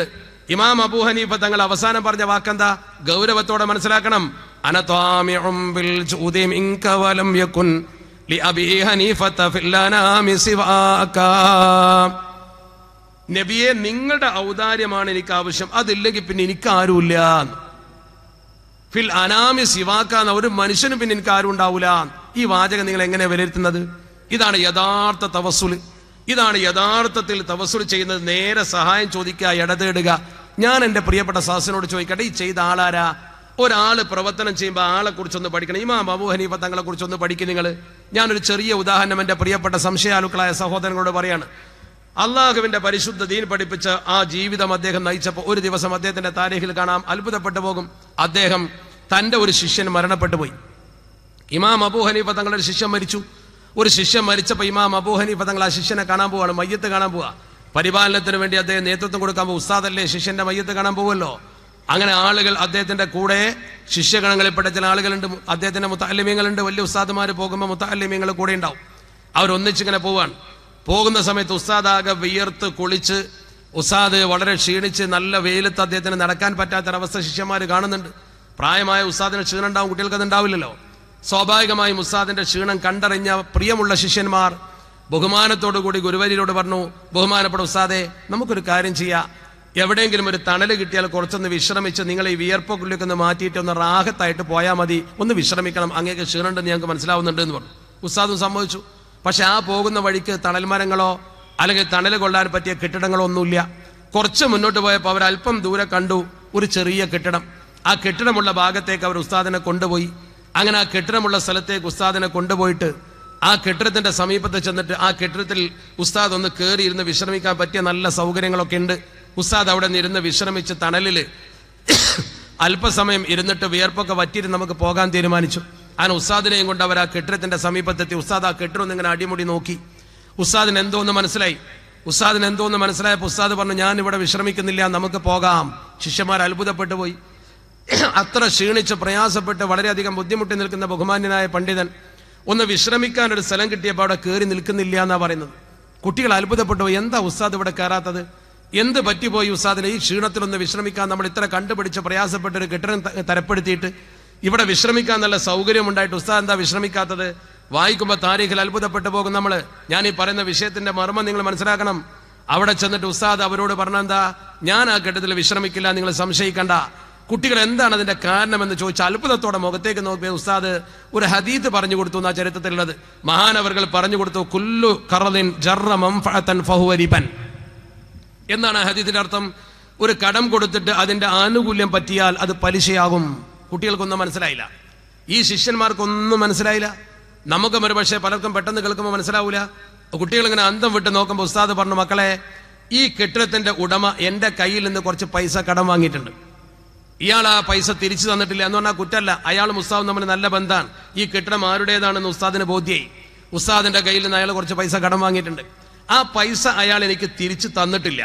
അപ്പൊ ഞാൻ അങ്ങോട്ട് കടം കൊടുത്ത പൈസ തിരിച്ചിങ്ങോട്ട് തരുന്നതിന്റെ മുമ്പ് അവൻ ഉണ്ടാക്കിയ കെട്ടിടത്തിന്റെ തണല് ഞാൻ കൊണ്ടാൽ എന്റെ പൈസ അവന്റെ കയ്യിലുള്ളത് കൊണ്ട് ഈ തണൽ അവന്റേതായതുകൊണ്ട് അത് ഞാൻ പലിശ പറ്റിയതുപോലെ ആകാൻ സാധ്യതയുണ്ട്. ഈ ഹദീസിന്റെ അടിസ്ഥാനത്തിൽ പലിശയാകാൻ സാധ്യതയുണ്ട്. അതുകൊണ്ടുള്ള സൂക്ഷ്മത കൊണ്ടാണ് ഞാൻ അവിടെ ഇരിക്കാത്തത്. നോക്ക് നിങ്ങൾ ആ വാചകത്തിന്റെ ഗൗരവം നോക്ക്. ഒരാൾക്ക് പൈസ കടം കൊടുത്തു, ആ കടം കൊടുത്ത പൈസ തിരിച്ചു തരുന്നതിന്റെ മുമ്പ് അവന്റെ കയ്യിൽ നിന്ന് എന്തെങ്കിലും ഒരു ആനുകൂല്യം പറ്റിയാൽ അത് പലിശയാകാൻ സാധ്യതയുണ്ട് എന്ന് ഈ ഹദീസിൽ നിന്ന് ബഹുമാനപ്പെട്ടവർ നിർദ്ധാരണം ചെയ്തെടുക്കുകയാണ്. അത് വറആണ്. ശരിക്കും ആ ഹദീസിന് അങ്ങനെ അർത്ഥം വെക്കാനൊന്നും കഴിയില്ല. ആ ഹദീസിൽ നിന്ന് ബഹുമാനപ്പെട്ടവർ നിർദ്ധാരണം ചെയ്ത മസല എന്താ? അങ്ങനത്തെ ഒരാളെ കെട്ടിടത്തിന്റെ തണൽ കൊണ്ടാൽ എന്റെ പൈസ അവന്റെ കയ്യിലുള്ളത് കൊണ്ട് അത് പലിശയാവാൻ സാധ്യതയുണ്ട്. അത് സൂക്ഷ്മതയുടെ അങ്ങേയറ്റമാണ്. അത്ര വലിയ പടച്ചോനെ പേടിയുള്ള ഒരു മനുഷ്യൻ, അത്ര വലിയ സൂക്ഷ്മതയുടെ കേദാരമായ ഒരു മനുഷ്യൻ ഈ തവസ്സുൽ ചെയ്യുന്ന പണിയിൽ എന്തെങ്കിലും ഒരു ശിർക്കിന്റെ തരിമ്പുണ്ട് എന്ന് തോന്നിയാൽ റൗലന്റെ മുമ്പിൽ ചെന്നിട്ട് അനത്വാമിഉം ബിൽ ജൂദി മിൻക വലം യകുൻ ലിഅബീ ഹനീഫത ഫില്ലനാമി സിവാക എന്ന് പറയോ? അത് പറയാനുള്ള ധൈര്യം അദ്ദേഹത്തിന് ഉണ്ടാവോ? ആലോചിച്ച് നോക്ക്. പലിശയുടെ പൊടി പുരളുന്നത് പേടിച്ചുകൊണ്ട് വിയർത്ത സമയത്ത് കെട്ടിടത്തിന്റെ ഉള്ളിൽ കയറി നിൽക്കാൻ പേടിച്ചൊരു മനുഷ്യൻ ഈ തവസ്സുല്, ഈ ഇസ്തിഗാസയിൽ അള്ളാഹുവിന്റെ പരിശുദ്ധ ദീൻ ചെയ്തത് ദീൻ തെറ്റാണെന്ന് പഠിപ്പിച്ചു എന്ന് അദ്ദേഹത്തിന് തോന്നലുണ്ടെങ്കിൽ അത് ചെയ്യൂ അദ്ദേഹം. പിന്നെ എന്തിനാ ചെയ്തത് അതുകൊണ്ട് പുണ്യമുണ്ട് എന്ന് കരുതിക്കൊണ്ടാണ്. അതുകൊണ്ട് പുണ്യമുണ്ട് എന്നതുകൊണ്ടല്ലേ അവിടെ വെച്ച് തന്നെ അദ്ദേഹം പറഞ്ഞില്ലേ ഒരുപാട് അനുബന്ധങ്ങള്. ആദം നബി തവസ്സുൽ ചെയ്ത് പറഞ്ഞു വന്ന മാത്രമല്ല, ആ സമയത്ത് അദ്ദേഹം പറഞ്ഞ ഒരുപാട് സംഭവമുണ്ട്. വകദാക അയ്യൂബുൽ ലിദുർരിൻ മസ്സഹു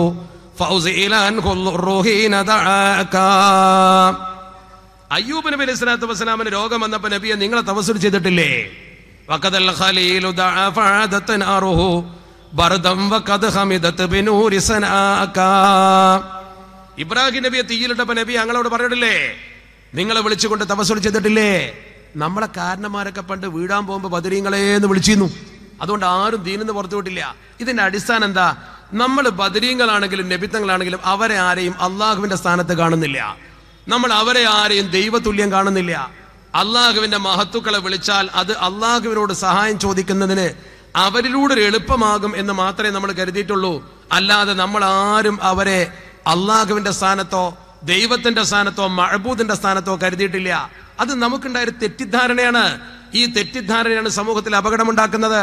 ഞാൻ ചോദിക്കട്ടെ, നമ്മൾ പരിശുദ്ധ ഹറം ഷരീഫിലേക്ക് മക്കത്ത് ചെന്നാൽ അവിടെ ചെന്ന് നമുക്ക് നിർവഹിക്കാനുള്ള പ്രധാനപ്പെട്ട ഡ്യൂട്ടി എന്താ? പ്രധാനപ്പെട്ട ഡ്യൂട്ടി തവാഫാണ്. മക്കത്ത് ഹറമിൽ കടന്നാൽ ഹറമിന്റെ അദബാണ് തവാഫ്. ഉംറക്കോ ഹജ്ജിനോ ഇഹ്റാം ചെയ്തവൻ അങ്ങനെ, അല്ലെങ്കിൽ വെറുതെ ചെന്നിട്ട് തവാഫ് ചെയ്യുക സുന്നത്ത്. ഈ സുന്നത്തായ തവാഫിന്റെ ഒരനുബന്ധമാണ് ഏത് തവാഫാണെങ്കിലും അതിന്റെ പൂർണ്ണത 2 റക്അത്ത് നിസ്കാരത്തോടു കൂടിയാണ്. ആ 2 റക്അത്ത് നിസ്കരിക്കൽ ഷാഫി മദ്ഹബിൽ സുന്നത്താണെങ്കിൽ ഹനഫിയിൽ നിർബന്ധമാണ്. അപ്പൊ ആ പ്രവർത്തനത്തിന്റെ ഗൗരവം മനസ്സിലായല്ലോ. ആ 2 റക്അത്ത് സുന്നത്ത് നിസ്കരിക്കേണ്ടത് എവിടെയാ? നിസ്കരിക്കാൻ അല്ലാഹു പറഞ്ഞത് ഹിജ്ർ ഇസ്മായിൽ അല്ല. ഹിജ്ർ ഇസ്മായിൽ നിസ്കരിക്കാനല്ല പറഞ്ഞത്, മതാഫിലല്ല പറഞ്ഞത്. അതൊക്കെ 2ഉം 3ഉം സ്ഥാനങ്ങളാ. പിന്നെ എവിടെയാ പറഞ്ഞത്? മതാഫിൽ തന്നെയുള്ള ഇബ്രാഹിം മഖാമിന്റെ പിന്നിൽ. നിങ്ങളൊന്ന് ആലോചിച്ച് നോക്കൂ, ഇബ്രാഹിം മഖാം എന്താ? ഇബ്രാഹിം മഖാം ഇബ്രാഹിം നബിന്റെ കാല് പതിഞ്ഞ ഒരു കല്ല്. കഅബ നിർമ്മിക്കുമ്പോൾ ഇബ്രാഹിം നബി തങ്ങൾ കയറി നിന്നിരുന്നൊരു കല്ല്. ഇബ്രാഹിം നബിയുടെ കാലതിന്മേൽ ഉണ്ട് എന്ന പ്രത്യേകതയാണ്. നമ്മൾ നിൽക്കുന്നത് എവിടെയാ? ആ കല്ലിന്റെ പുറകിൽ മതാഫിൽ നിൽക്കുന്ന സ്ഥലത്തിന് വേറെ പ്രത്യേകത ഒന്നുമില്ല. എന്നാൽ ഹിജ്ർ ഇസ്മായിൽ ആണെങ്കിലോ, ഹിജ്ർ ഇസ്മായിൽ എന്ന് പറയുന്നത് കഅബയുടെ ഉള്ളാണ്. ആയിഷ ബീവി റളിയല്ലാഹു തആല എനിക്ക് കഅബയിൽ നിസ്കരിക്കണമെന്ന് പറഞ്ഞപ്പോൾ നബി തങ്ങൾ കൈ പിടിച്ച് കൊണ്ടുപോയിട്ട് കാണിച്ചു കൊടുത്തു ഹിജ്ർ. സൊല്ലി ഫിൽ ഹിജ്ർ, നിങ്ങൾ ഹിജ്റിൽ നിസ്കരിച്ചോ. ഈ ഹിജ്ർ ഇസ്മായിൽ കഅബയിൽ പെട്ടതാണ്. ഖുറൈശികൾ 6 മുഴ ഒഴിവാക്കിയതാ. അവിടെ നിസ്കരിച്ചാൽ കഅബത്തിന്റെ ഉള്ളിൽ നിസ്കരിച്ച പ്രതിഫലം കിട്ടുമെന്ന് ഷഫീഉനാ റസൂലുള്ളാഹി സ്വല്ലല്ലാഹു അലൈഹി വസല്ലം ശരിക്കും മനസ്സിലാക്കണം. എന്നിട്ട് ആ സ്ഥലം ഒഴിവാക്കിയിട്ട് മതാഫിൽ നമ്മൾ നിൽക്കുന്നത് ഹിജ്ർ ഇസ്മായിലിന്റെ പിന്നിൽ. ഹിജ്ർ ഇസ്മായിലല്ല, നമ്മൾ മഖാം ഇബ്രാഹിമിന്റെ പിന്നിൽ. എന്താ? ഇബ്രാഹിം നബിയാണ് കഅബ നിർമ്മിച്ചത്. അദ്ദേഹത്തോടൊരു ബഹുമാനം തവാഫിന്റെ ശേഷം നമ്മൾ കാണിക്കണം. അതിന് ആദരവ് എന്നാ പറയാ. ഒരാള് ആ കല്ലിന്റെ ചുവട്ടിൽ സുജൂദ് ചെയ്യുമ്പോൾ അവന്റെ മനസ്സിൽ തോന്നുകയാണ്, പഠിച്ചോനെ ഞാനിപ്പോ സുജൂദ് ചെയ്യുമ്പോൾ എന്റെ മുമ്പിൽ എന്തിനാ ഇബ്രാഹിം നബിന്റെ ഒരു കാലും കല്ലും? അതൊരു വ്യക്തിപൂജയാവൂലേ? ഞാൻ അനക്കല്ല സുജൂദ് ചെയ്യുന്നത്, പിന്നെ എന്തിനാ ഇബ്രാഹിം നബിന്റെ കല്ല് ഇവിടെ എന്ന് ചോദിക്കോ? അങ്ങനെ ചോദിച്ചാൽ വത്തഖിദൂ മിൻ മഖാമി ഇബ്രാഹിമ മുസല്ലാ. ഈ പരിശുദ്ധ ഖുർആന്റെ നസ്നി എതിനാണ് അവൻ ചിന്തിച്ചത്. അവനാണ് മതത്തിൽ നിന്ന് പുറത്തു പോവുക. ഇവിടെ കല്ലിന്റെ മുമ്പിൽ തലകുത്തി കുമ്പിടുമ്പോൾ നമ്മൾ മനസ്സിലാക്കേണ്ടത് ഈ കല്ലിനെ ആരാധിക്കുകയല്ല, ആ കല്ലിനെ ആദരിക്കുകയാണ്. ആദരവ് വേറെ, ആരാധന വേറെ. ആദരവും ആരാധനയും കൂട്ടിക്കുഴക്കണ്ട. മമ്പർത്ത തങ്ങൾ പാപ്പാനെ വിളിച്ചാൽ അത് ആദരവേ ആകുന്നുള്ളൂ, ആരാധന ആവുന്നില്ല. നമ്മളങ്ങനെ വിളിച്ചാൽ അവർ സഹായിക്കുമെന്ന കാര്യം ഉറപ്പാ. പിന്നെ ചില ആളുകൾക്ക് വരുന്ന സംശയം എന്താ? മരണപ്പെട്ടു പോയാൽ എല്ലാം തീർന്നു പോയില്ലേ എന്നാ. ആ ധാരണ ആദ്യം തിരുത്തണം. അതിന് ഏറ്റവും ഉദാഹരണമായി എത്രയോ ചരിത്ര സംഭവങ്ങളുണ്ട്. ഞാൻ ഒറ്റ സംഭവം സൂചിപ്പിക്കാൻ ആഗ്രഹിക്കുകയാണ്. അള്ളാഹുവിന്റെ പരിശുദ്ധ ദീൻ പഠിപ്പിച്ച പ്രധാനപ്പെട്ട ഒരു സംഭവം. പരിശുദ്ധ പ്രവാചകർ പരിശുദ്ധ മദീനത്ത് വരുമ്പോ നബി തങ്ങളെ വളരെയധികം സൈന്യസമേതം തന്റെ കുടുംബത്തെ മുഴുവൻ കൂട്ടിക്കൊണ്ടുവന്നുകൊണ്ട് സ്വീകരിച്ച വലിയ മഹാനാണ് സാബിത്ത് ഇബ്നു ഖൈസ് റളിയല്ലാഹു തആല അൻഹു. മഹാനായ സാബിത്ത് ഇബ്നു ഖൈസ് റളിയല്ലാഹു തആല അൻഹുവിനെ പിൽക്കാലത്ത് ചരിത്രം പരിചയപ്പെട്ടത് ഖതീബുർ റസൂൽ എന്ന പേരിലാണ്. നബി തങ്ങൾക്ക് പ്രബോധന സമയത്ത് 3 സഹായികൾ പ്രധാനമായി ഉണ്ട്. പടയാളികളും കൂട്ടുകാരും അല്ലാത്ത ഈ സമൂഹത്തിന് ആവശ്യമുള്ള സഹായികൾ. അതിലൊന്നാണ് ഖതീബുർ റസൂൽ സാബിത്ത് ഇബ്നു ഖൈസ് റളിയല്ലാഹു തആല അൻഹു. മറ്റൊന്നാണ് ഷാഇറുർ റസൂൽ ബഹുമാനപ്പെട്ട ഹസ്സാൻ ഇബ്നു സാബിത്ത് തങ്ങൾ. മറ്റൊന്നാണ് കാത്തിബുർ റസൂൽ ബഹുമാനപ്പെട്ട സെയ്ദ് ഇബ്നു സാബിത്ത് റളിയല്ലാഹു തആല അൻഹു. 3 സഹായികൾ 3 തരത്തിൽ. നബി തങ്ങൾക്ക് കാത്തിബുണ്ട്, ഷാഇറുണ്ട്, നബി തങ്ങൾക്ക് ഖതീബുണ്ട്. ഒരു പ്രശ്നം വരുമ്പോൾ ഈ ഖതീബാണ് പ്രസംഗിക്കുക. അദ്ദേഹത്തിന് സ്ഥാനം കൊടുക്കാനുള്ള പ്രധാനപ്പെട്ട കാരണം താരീഖിന്റെ കിതാബിലുണ്ട്.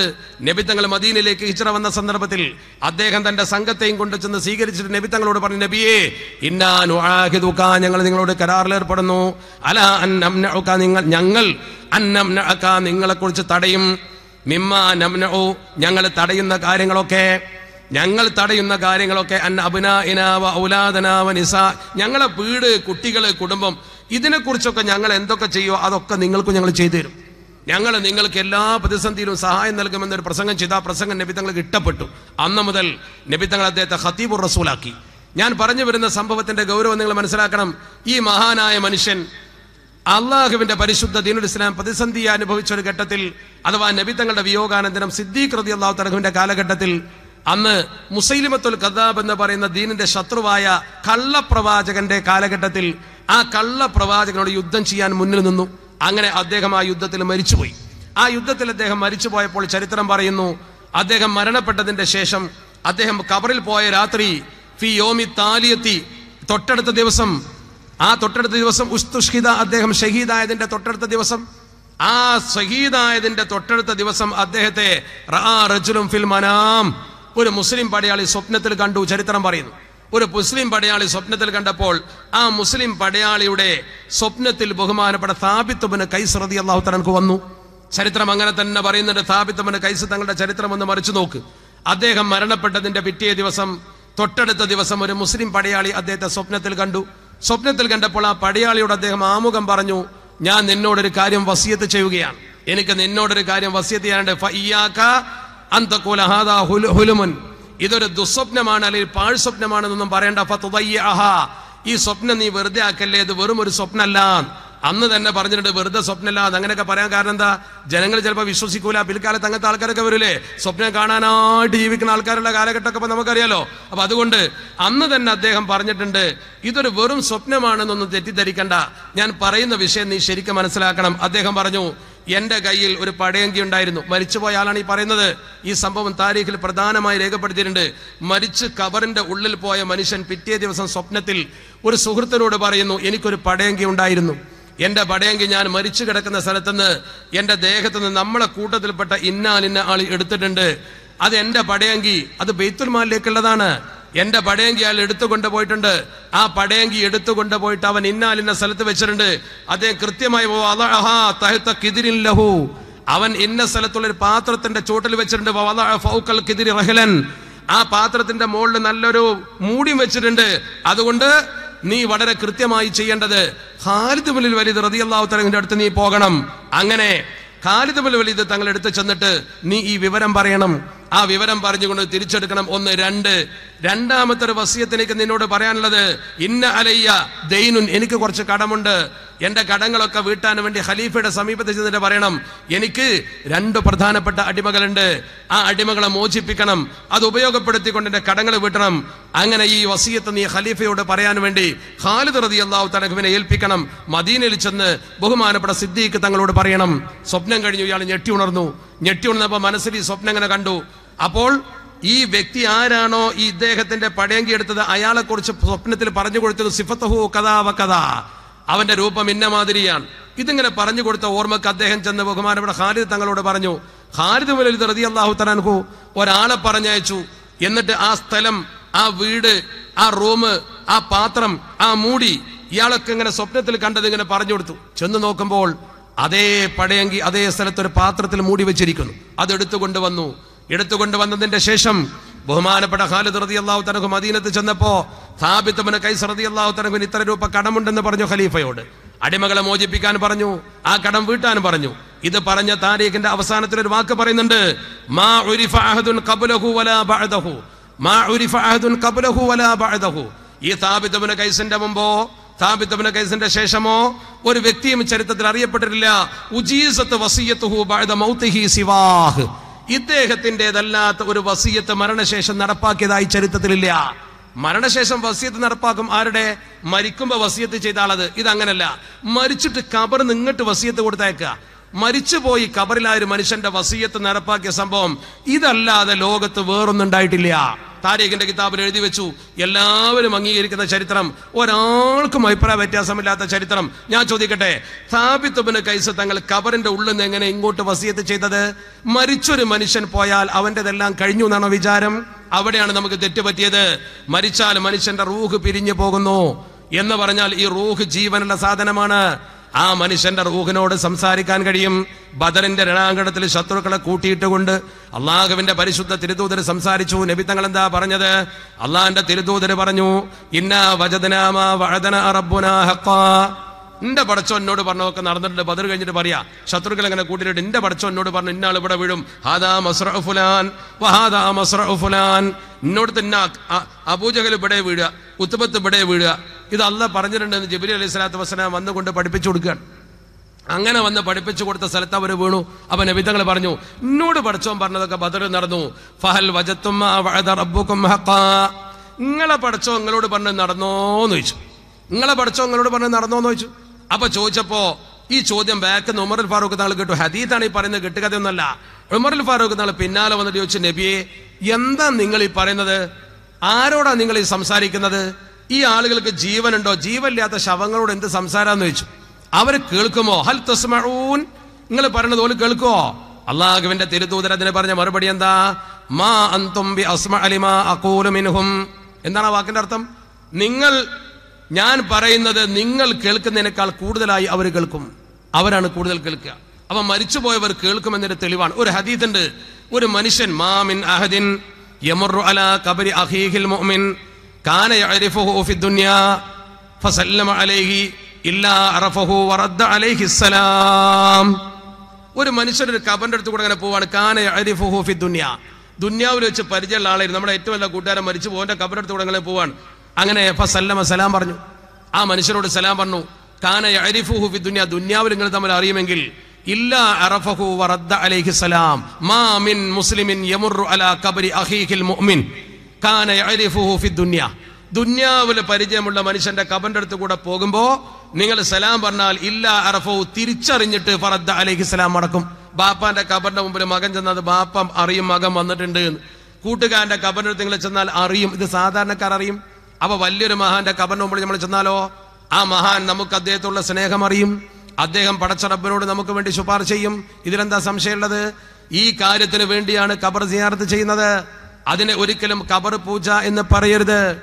അതിനെ ഒരിക്കലും നമ്മൾ ഖബറിനെ ആരാധിക്കുന്നതായി തോന്നരുത് എന്ന് കരുതി ഖബറിൽ ചെന്ന് സുജൂദ് ചെയ്യുവാനോ അവിടെ പൂവിട്ട് പൂജിക്കുവാനോ ഇസ്ലാമിന്റെ പരിധിക്കപ്പുറം പെരുമാറാനോ ഒരു തരത്തിലും പരിശുദ്ധ ദീൻ അംഗീകരിച്ചു കൊടുക്കൂല. അതൊന്നും സമത്ത പഠിപ്പിച്ചിട്ടില്ല, അതൊന്നും ദീന് പഠിപ്പിച്ചിട്ടില്ല. പക്ഷെ മഹാന്മാരെ സിയാറത്ത് ചെയ്യാം, മഹാന്മാരെ ബഹുമാനിക്കാം. ഈ ബഹുമാനങ്ങളും ആദരവുകളും നഷ്ടപ്പെട്ട പിന്നെ ദീനുണ്ടാവൂല. അള്ളാഹുവിന്റെ പരിശുദ്ധ ദീനുൽ ഇസ്ലാമിന്റെ അടിത്തറ എന്ന് പറയുന്നത് അദബാണ്. അദബ് നഷ്ടപ്പെട്ടാൽ ദീന് പൊളിഞ്ഞു പോകും. അദബും അമ്രും ഒപ്പം വന്നാൽ പോലും പ്രാധാന്യം കൊടുക്കേണ്ടത് അദബിനാണ്, അമ്രനല്ല. അദബും അമ്രും ഒപ്പം വന്നു, കൽപ്പനയും അതുപോലെ തന്നെ. അദബും ഒപ്പം വന്നാൽ അദബിനെ മുന്തിക്കണം. ഇബ്ലീസ് എന്തുകൊണ്ട് കളത്തിന്റെ പുറത്തായി? ഇബ്ലീസിനോട് അല്ലാഹു സുജൂദ് ചെയ്യാൻ പറഞ്ഞു. ഇബ്ലീസ് പറഞ്ഞ മറുപടി എന്താ? ഇബ്ലീസ് സുജൂദ് ചെയ്യാത്തത് കൊണ്ടല്ല അള്ളാഹുവിന്റെ സ്വർഗത്തിൽ നിന്ന് പുറത്തായത്. ഒരു സുജൂദ് ചെയ്യാത്തതുകൊണ്ടൊന്നും പടച്ചോൻ പുറത്താക്കൂല. അങ്ങനെ പുറത്താക്കുകയാണെങ്കിൽ നിസ്കരിക്കാത്ത എത്ര ആളെ പടച്ചോൻ പുറത്താക്കണം? അള്ളാഹു അങ്ങനെ പുറത്താക്കൊന്നുമില്ല. ഇബ്ലീസ് പുറത്തായത് അവന്റെ ന്യായീകരണം കൊണ്ടാ. അള്ളാഹുവിനോട് പറയാൻ പാടില്ലാത്ത മറുപടി പറഞ്ഞു. ഇബ്ലീസ് എന്താ പറഞ്ഞത്?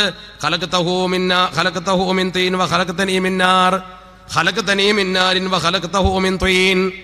എന്നെ അഗ്നി കൊണ്ടും അയാളെ മണ്ണുകൊണ്ടാ പഠിച്ചത്, അതുകൊണ്ട് ഞാൻ അയാൾക്ക് സുജൂദ് ചെയ്യൂല. ഈ ധിക്കാര മനോഭാവമാണ്, അഹങ്കാരമാണ് അവനെ പഴപ്പിച്ചത്. സമാനമായ സംഭവം നോക്ക് നിങ്ങൾ. സിദ്ദീഖുലൊക്കെ റളിയല്ലാഹു തആല അൻഹു അള്ളാഹുവിന്റെ പരിശുദ്ധ ഹബീബിനെ എത്ര സ്നേഹിച്ചിരുന്നു. റസൂലുള്ളാഹി എന്ത് പറഞ്ഞാലും സിദ്ദീഖ് തങ്ങൾ കേൾക്കൂലേ? മദീനത്തൊരു ദിവസം അള്ളാഹുവിന്റെ തിരുദൂതർ ഇമാമത്ത് നിൽക്കാനുള്ള സമയത്ത് വന്നില്ല.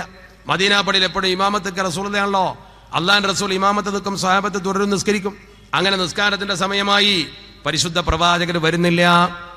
നബി തങ്ങൾ വരാതെയായി. സ്വഹാബത്ത് ഇങ്ങനെ നിസ്കാരത്തിന് കാത്തു കെട്ടിക്കിടന്ന് സമയം വൈകിപ്പോയി. പരിധി വിട്ടപ്പോൾ സ്വഹാബത്ത് തന്നെ പറഞ്ഞു, നബി തങ്ങൾ എവിടുന്നെങ്കിലും നിസ്കരിച്ചിട്ടുണ്ടാകും, എന്തെങ്കിലും ആവശ്യത്തിന് പോയേക്കാം, അതുകൊണ്ട് സിദ്ദീഖ് തങ്ങളെ നിങ്ങൾ ഇമാമത്ത് നിൽക്കണം. ഉന്തിത്തള്ളി സിദ്ദീഖ് തങ്ങളെ നിർബന്ധിച്ചുകൊണ്ട് മിഹ്റാബിലേക്ക് കയറ്റി. സിദ്ദീഖ് തങ്ങൾ നിസ്കാരം ആരംഭിക്കുകയാണ്. അപ്പോഴതാ നബി തങ്ങൾ വന്നുകൊണ്ട് പള്ളിയിൽ കയറുന്നു. നബി തങ്ങൾ കയറിയപ്പോൾ പള്ളിയിൽ ഒരു ആരവം ആണ്ട, ഒരു മഹാൻ വന്ന ഒരു ചലനം ഉണ്ടാവും. തങ്ങൾ പോയപ്പോണ്ടായില്ലേ, ചിലർ കൈകൊട്ടി ശബ്ദം ഉണ്ടാക്കി. സിദ്ദീഖ് തങ്ങൾക്ക് മനസ്സിലായി നബി തങ്ങൾ വന്നിട്ടുണ്ട്. നബി തങ്ങൾ പള്ളിക്ക് കയറി എന്നുള്ള വിവരം കിട്ടിയപ്പോൾ സിദ്ദീഖ് തങ്ങൾ മിഹ്റാബിന്ന് ബാക്ക് കൊണ്ട് വലിയാണ്. മിഹ്റാബിന്ന് പുറകോട്ട് വലിയുമ്പോൾ നബി തങ്ങൾ വിളിച്ചു പറഞ്ഞു, മക്കാനക യാ സിദ്ദീഖ്, അവിടെ തന്നെ നിന്നോ, അവിടെ തന്നെ നിന്നോ, നിസ്കാരം പൂർത്തിയാക്കിക്കോ എന്നതിന്റെ അർത്ഥം. നിസ്കരിക്കാതെ നിന്ന് നിസ്കാരം നടത്തിക്കോളാൻ പറഞ്ഞു. സിദ്ദീഖ് തങ്ങൾ കേട്ടില്ല, റസൂലുള്ളാഹി കൽപ്പിച്ചിട്ട് കേട്ടില്ല, പുറകോട്ടിന് പോന്നു. ഗത്യന്തരമില്ലാതെ നബി തങ്ങൾ കയറി നിസ്കാരം നടത്തി. ഈ നിസ്കാരത്തെ കുറിച്ച് ബുഖാരി ഇമാം വിശദമായി പഠിപ്പിക്കുന്നുണ്ട് ഹദീസിൽ.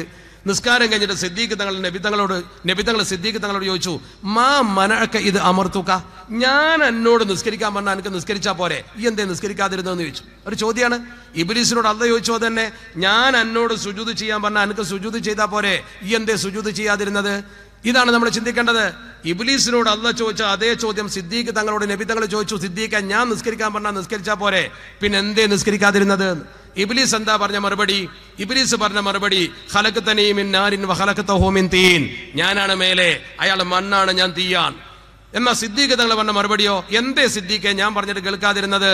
സിദ്ദീഖ് തങ്ങളെ മറുപടി, മാലി ഇബ്നു അബീ ഖുഹാഫത അൻ യതഖദ്ദമ ബൈന യദൈ റസൂലില്ലാഹ്, അള്ളാന്റെ റസൂലിന്റെ മുമ്പിൽ കയറി നിൽക്കാൻ മാത്രം അബൂ ഖുഹാഫന്റെ മകനായിട്ടില്ല, നിങ്ങളുള്ള പെന്നെ കൊണ്ട് കയ്യൂല നബിയെ. നബി തങ്ങൾ പുഞ്ചിരിച്ചുകൊണ്ട് അത് അംഗീകരിച്ചു. എന്താ പറഞ്ഞത് കേട്ടിട്ടില്ല, പക്ഷെ അദബുണ്ടായി. രണ്ട് വർത്തമാനത്തിൽ വ്യത്യാസമുണ്ട്. ഇബ്ലീസിനോട് നീ എന്തുകൊണ്ട് സുജൂദ് ചെയ്തില്ല ചോദ്യത്തിന്റെ മറുപടി എന്താ? ഞാൻ അതിന് മാത്രമല്ല. സിദ്ദീഖ് തങ്ങളോട് എന്തുകൊണ്ട് നിസ്കരിച്ചില്ല എന്ന് ചോദിച്ചപ്പോൾ മറുപടി എന്താ? ഞാൻ അതിന് മാത്രം ഇല്ല. രണ്ടും വ്യത്യാസമുണ്ട്. സംഗതി ചെറിയ വ്യത്യാസമുള്ള മലയാളത്തില്, പക്ഷേ രണ്ടും വളരെ ഗൗരവ. അതുകൊണ്ട് ഒരാളെ പുറത്താക്കി മറ്റേ ആൾക്ക് എല്ലാ അംഗീകാരവും കൊടുത്തു. ഇതാണ് അള്ളാഹുവിന്റെ പരിശുദ്ധ ദീൻ. ബഹുമാനം, ആദരവ്, അതാണ് ദീനിന്റെ പ്രത്യേകത. അല്ല ബഹുമാനിച്ചതിനെ ബഹുമാനിച്ചേ പറ്റൂ. എന്തിനാ നമ്മുടെ സഫാ മർവന്റെ ഇടയിൽ വെറുതെ ഇങ്ങനെ കറങ്ങുന്നത്? ഒരു കാര്യമല്ലല്ലോ. പക്ഷെ അല്ല പറഞ്ഞു, ഇന്ന സഫാ വൽ മർവത മിൻ ശആഇരില്ലാഹ്, അത് അള്ളാഹുവിന്റെ ശിആറിൽപ്പെട്ടതാണ്. വേറെ ഒരായത്തിൽ പറഞ്ഞു, വമൻ യുഅല്ലിം ശആഇറല്ലാഹ് ഫഇന്നഹാ മിൻ തഖ്വൽ ഖുലൂബ്, അത് മനുഷ്യന്റെ തഖ്വയുടെ ലക്ഷണം. അല്ലാഹ് പറഞ്ഞാൽ കേൾക്കുക, എന്തിനാ ചോദിക്കണ്ട. അള്ളാഹു പറഞ്ഞാൽ കേൾക്കുക, പിന്നെ എന്തിനാ ചോദിക്കണ്ട? നിങ്ങൾ എന്തിനാ മഹാന്റെ ഖബർ സിയാറത്ത് ചെയ്യുന്നത്? അദ്ദേഹത്തോടുള്ള ബഹുമാനം കൊണ്ട്. എന്തിനാ അദ്ദേഹത്തെ മുന്നിൽ നിർത്തി ചോദിക്കുന്നത്? അങ്ങനെ ചോദിച്ചാൽ പടച്ചറപ്പ് കൂടുതൽ ഉത്തരം തരുമെന്ന വിശ്വാസമുണ്ട്. ഈ ഉത്തരം തരുമെന്ന വിശ്വാസം അള്ളാഹു ചില ആളുകൾക്ക് പ്രത്യേക കഴിവ് കൊടുക്കും, അത് ഉറപ്പല്ലേ? എല്ലാ മനുഷ്യന്മാർക്കും പടച്ചറപ്പ് ഒരേ കഴിവല്ലല്ലോ കൊടുത്തിട്ടുള്ളത്. എല്ലാ ആളുകൾക്കും പടച്ചറപ്പ് ഒരേ പദവിയിലല്ലേ കൊടുത്തിട്ടുള്ളത്. പദവിയിൽ വ്യത്യാസമുണ്ട്, കഴിവിൽ വ്യത്യാസമുണ്ട്, വ്യക്തിത്വത്തിൽ വ്യത്യാസമുണ്ട്. അപ്പൊ നമ്മളൊക്കെ മനസ്സിലാക്കേണ്ടത്, ഈ ദീനിൽ അള്ളാഹു കഴിവ് കൊടുത്ത പല മനുഷ്യന്മാരുമുണ്ട്. അതേ സമയത്ത് ഒരു മനുഷ്യൻ അത്ഭുതങ്ങൾ കാണിച്ചു എന്ന് കരുതി ആളെ പിന്നാലെ കൂടണ്ട. അതൊന്നും സമത്വം പഠിപ്പിച്ചിട്ടില്ല കേട്ടോ. ഒരാൾ അത്ഭുതങ്ങൾ കാണിച്ചു, അല്ലെങ്കിൽ ഒരാൾ ആകാശത്ത് കൂടെ പറന്നു, അല്ലെങ്കിൽ വെള്ളത്തിന്റെ മുകളിൽ നിസ്കരിച്ചു. ലൗ അന്ന റജുലൻ ബസത മുസല്ലാഹു ഫിൽ ബഹർ ഔ തറബ്ബഅ ഫിൽ ഹവാ എന്നൊക്കെ കിതാബിലുണ്ട്. മഹാന്മാര് പഠിപ്പിച്ചത് ആകാശത്ത് കൂടെ പറന്നാലും വെള്ളത്തിൽ മുസല്ല വിരിച്ച് നിസ്കരിച്ചാലും ഫലാ തഅ്തറു ബിഹി, ചതി കുടുങ്ങാൻ പോണ്ട, അതൊന്നും വലിയല്ല, അതുകൊണ്ടൊന്നും വലിയാവൂല. ഹത്താ തൻദുറു കൈഫ തജിദൂനഹു, അയാൾ എങ്ങനെയാണെന്ന് കണ്ട് പഠിക്കണം. ഫിൽ അംരി വന്നഹി വഹിഫ്ദിൽ ഹുദൂദി വഅദാഇ ശരീഅ, പരിശുദ്ധ ദീനുൽ ഇസ്ലാമിന്റെ വിധിവിലക്കുകൾ പാലിക്കുന്നുണ്ടോ എന്നൊക്കെ ശരിക്കും സസൂക്ഷ്മം നിരീക്ഷിച്ചിട്ട് നിങ്ങൾ പിന്നാലെ കൂടിയാൽ മതി. നിങ്ങൾ മജ്ദൂബായ വലിയാണെങ്കിൽ പിന്നാലെ കൂടാൻ തൽക്കാലം പോണ്ട. കാരണം എന്താ? അയാളെ അവസ്ഥ ഒരു പക്ഷേ നിങ്ങളെ ശരീരത്തിന് യോജിക്കൂല. അതുകൊണ്ട് ഒരു വലിയനെ നിങ്ങൾ മനസ്സിലാക്കേണ്ടത് അത്ഭുതങ്ങൾ കൊണ്ടല്ല എന്ന് പരിശുദ്ധ ദീൻ കൃത്യമായി പറഞ്ഞു. കറാമത്ത് വലിയ കാണിച്ചോളണമെന്നില്ല. കറാമത്ത് കാണിച്ചില്ലെങ്കിലും വലിയാവും. കറാമത്തല്ല വലിയന്റെ ലക്ഷണം, അത്ഭുത സിദ്ധിയല്ല വലിയന്റെ ലക്ഷണം. വലിയന്റെ ലക്ഷണം എന്ന് പറഞ്ഞാൽ, വലിയ എന്ന് പറഞ്ഞാൽ അള്ളാഹു ഇഷ്ടപ്പെട്ട ദാസനാണ്. അയാളുടെ ഏറ്റവും വലിയ കറാമത്ത് വഅലം അന്ന മിൻ അജല്ലിൽ കറാമാത്തില്ലത്തി തകൂനു ലിൽ ഔലിയാ, അള്ളാഹുവിന്റെ ഔലിയാക്കൾക്ക് ഉണ്ടായിരിക്കേണ്ട ഏറ്റവും വലിയ കറാമത്ത് എന്താ? ഒരു വലിയന്റെ ഏറ്റവും വലിയ കറാമത്ത് പറക്കല അല്ല, ദവാമു തൗഫീഖി ലിത്വാഅത്ത്, എപ്പോഴും ആരാധനയിൽ ഇങ്ങനെ മുഴുകിയിരിക്കുക. എപ്പോഴും ആരാധന. നമുക്ക് കുറച്ചേരം കൊടുക്കാൻ ചെയ്യാൻ മടുക്കും, നമുക്ക് കുറച്ച് ദിക്റില്ല മടുക്കും, നമുക്ക് എപ്പോഴും ഇങ്ങനെ ആരാധിച്ച് പഠിച്ചോനെ എന്നുള്ള ചിന്തയിൽ കുറെ സമയം ഇരിക്കാൻ കഴിയില്ല. അപ്പൊ തന്നെ ദുനിയാവിന്റെ ചിന്തയൊക്കെ പോകും. വലിയോ ദവാമു തൗഫീഖി ലിത്വാഅത്ത്, എപ്പോഴും അള്ളാന്റെ ആരാധന ഇങ്ങനെ ദായിമായി നിൽക്കുക. വൽ ഇസ്മത്തു അനിൽ മആസി വൽ മുഖാലഫാത്ത്, ഒരു തെറ്റും സംഭവിക്കാത്ത കാവല് കിട്ടുക. ഇത് രണ്ടുമാണ് വലിയന്റെ ലക്ഷണം. അപ്പോഴേ ഒരാൾ വലിയാകൂ. അങ്ങനത്തെ ഒരു മനുഷ്യനെ നമ്മൾ പിടിച്ചാൽ, ആ മനുഷ്യന്റെ സ്വഭാവം നമ്മിലേക്ക് പകർന്നാൽ, അദ്ദേഹത്തെ തൃപ്തിപ്പെടുത്തിയാൽ ഒരുപാട് ഗുണം കിട്ടും. മനുഷ്യന്മാർക്ക് ഗുണം കിട്ടൂലേ? മഹാനായ ഒരു മനുഷ്യൻ ചെയ്യുന്ന പ്രവർത്തനം ചിലപ്പോൾ നമ്മുടെ യുക്തിക്ക് യോജിക്കൂല. നബി തങ്ങളുടെ മുമ്പിൽ വന്നിട്ട് അബൂ ഹുറൈറ തങ്ങൾ ഒരിക്കൽ പറഞ്ഞു, നബിയെ ഇന്നി അസ്മഉ മിൻക ഹദീസൻ കസീറ, നിങ്ങൾ പറയുന്ന ഒരുപാട് ഹദീസ് ഇങ്ങനെ കേൾക്കുന്നുണ്ട് ഞാൻ. വലാകിൻ ഉഹിബ്ബുല അൻസ, പെട്ടെന്ന് മറന്നു പോവാൻ. ഒരു ഹദീസ് കേൾക്കും, അപ്പൊ തന്നെ മറക്കും, വല്ലാത്ത സങ്കടമുണ്ട്. എനിക്ക് മറക്കാതിരിക്കാൻ ഒരു മരുന്ന് വേണമെന്ന് പറഞ്ഞു. എന്താ മരുന്ന്? നബി തങ്ങൾ അപ്പൊ തന്നെ പറഞ്ഞു, നിന്റെ കയ്യിൽ മുണ്ടുണ്ടോ എന്ന് ചോദിച്ചു. ഉപസുത്തരി ഇതാക്കാൻ നിന്റെ തട്ടണ് വിരിച്ചോ പറഞ്ഞു. തട്ടം വിരിച്ചോന്ന്. അപ്പൊ തലേ എന്താ അപ്പോ മറവിക്ക് മരുന്ന് ചോദിച്ചു എന്നതാ.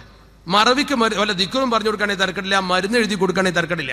നബി തങ്ങൾ ചെയ്ത് ഇമാം ബുഖാരി തങ്ങളെ ഉദ്ധരിക്കുന്നത് എന്താ? നബി തങ്ങൾ പറഞ്ഞത് ഉപസുത്തരി ഇതാക്കാന്റെ തട്ടണ് വിരിക്കുക. അപ്പൊ നബി തങ്ങളുടെ മുമ്പിൽ അബൂ ഹുറൈറ തങ്ങൾ തന്റെ തട്ടെടുത്തിട്ട് കുട്ടികളൊക്കെ മീൻ പിടിക്കാൻ പിരിക്കണായിരുന്നു. ഇങ്ങനെ മീൻ പിടിക്കാൻ ആരെയും കുത്തിരി പിടിക്കലുണ്ടല്ലോ, അപ്പൊ ഇങ്ങനെ പിടിച്ചു കൊടുത്തു എന്നാ ചരിത്രത്തിൽ പറയുന്നത്. അങ്ങനെ അദ്ദേഹം ഇങ്ങനെ പിടിച്ചു കൊടുത്തപ്പോ ആ വായുമണ്ഡലത്തിൽ നിന്ന് എന്തോ അങ്ങനെ കോരിയിട്ട് അതിൽ കണ്ടു കൊടുത്തു. എന്താ കോരിയെന്ന് ആർക്കും അറിയില്ല. വായുന്ന് എന്തോ അങ്ങനെ വാരിയിട്ട് അതിൽ കണ്ടു കൊടുത്തു. സുമ്മക്കാലം ലുമ്മഹു, കൂട്ടിപ്പിടിച്ചോ പറഞ്ഞു. കൂട്ടിപ്പിടിച്ചോ? ബുഖാരി മാമ പറയണ ഞാനല്ല, കൂട്ടിപ്പിടിച്ചോന്ന് പറഞ്ഞു. ഫലമംതുഹു, ഞാൻ അങ്ങനെ കൂട്ടിപ്പിടിച്ചു. അബൂ ഹുറൈറ തങ്ങൾ പറയാണ്, റസൂൽ എന്തോ മുണ്ടുക്ക് വാരിട്ടു, എന്താ കണ്ടിട്ടില്ല, ഞാനിങ്ങനെ കൂട്ടിപ്പിടിച്ചു. ഫമാ നസീതു ഷൈഅൻ ബഅദഹു, ആ സംഭവത്തിന്റെ ശേഷം ഒരു സംഗതി തലേ കയറിയാ പിന്നെ ഞാൻ മറക്കൂല. പിന്നെ എനിക്ക് മറതി എന്ന് പറഞ്ഞൊരു സംഗതി ഉണ്ടായി. എന്താ ഈ ചികിത്സ? ഈ ചികിത്സക്ക് എന്താ പറയാ? ഇതിന് ആത്മീയ ചികിത്സ നമ്മൾ പറയും. ഇതിനെന്താ അത്ഭുതപ്പെടേണ്ട കാര്യം എന്താ? അത് ചില മഹാന്മാർ, പരിശുദ്ധ ഖുർആൻ ഇതിന് സാക്ഷിയല്ലേ. യൂസുഫ് നബി അലൈഹി സ്വലാത്തു വസ്സലാം നിലകൊള്ളുന്നത് ഈജിപ്തിലാ. ഈജിപ്തിൽ നിന്ന് കൻആനിലേക്ക് എത്ര ദൂരം ആലോചിച്ച് നോക്കുക. Palestine Canaan, Palestine to Egypt. ഇന്നിപ്പോ നമ്മൾ യാത്ര ചെയ്യുകയാണെങ്കിൽ ഈജിപ്തിന്റെ ബോർഡർ ആകുന്ന താബ ബോർഡറിൽ, ഈജിപ്തും പലസ്തീനും യോജിക്കുന്ന താബ ബോർഡറിന് ഒരു പകല് മുഴുവൻ ഓടിയെങ്കിലും കെയ്റോയിലെത്തുള്ളൂ. ഒരു പകല് മുഴുവൻ 12 മണിക്കൂറിലധികം ഓടിയെങ്കിലും കെയ്റോയിലെത്തൂ. സൂയസ് കനാല് കടന്ന് മരുഭൂമിയിലൂടെ നീണ്ട യാത്ര നടത്തി പോകണം. അത്ര നീണ്ട യാത്രയുള്ള ഒരു അവസ്ഥ നോക്ക്. നിങ്ങൾ ആലോചിച്ച് നോക്കണം. ആ മരുഭൂമി താണ്ടിക്കൊണ്ടുള്ള കനാല് കടന്നുകൊണ്ടുള്ള നീണ്ട യാത്ര. എന്നാൽ ഈ പലസ്തീനിലേക്ക് പിന്നെയും പോകണം, കൻആനിലേക്ക്. ആ കൻആനിൽ നിന്ന് വന്ന സഹോദരങ്ങൾ അവരോട് ബാപ്പാന്റെ വിവരം ചോദിച്ചു. ബാപ്പാന്റെ വിവരം ചോദിച്ചപ്പോൾ അവരോട് ബാപ്പാക്ക് കണ്ണിന് കാഴ്ചയില്ല. അപ്പൊ യൂസുഫ് നബി തങ്ങൾ ഒരു മരുന്ന് കൊടുത്തു. എന്താ മരുന്ന്?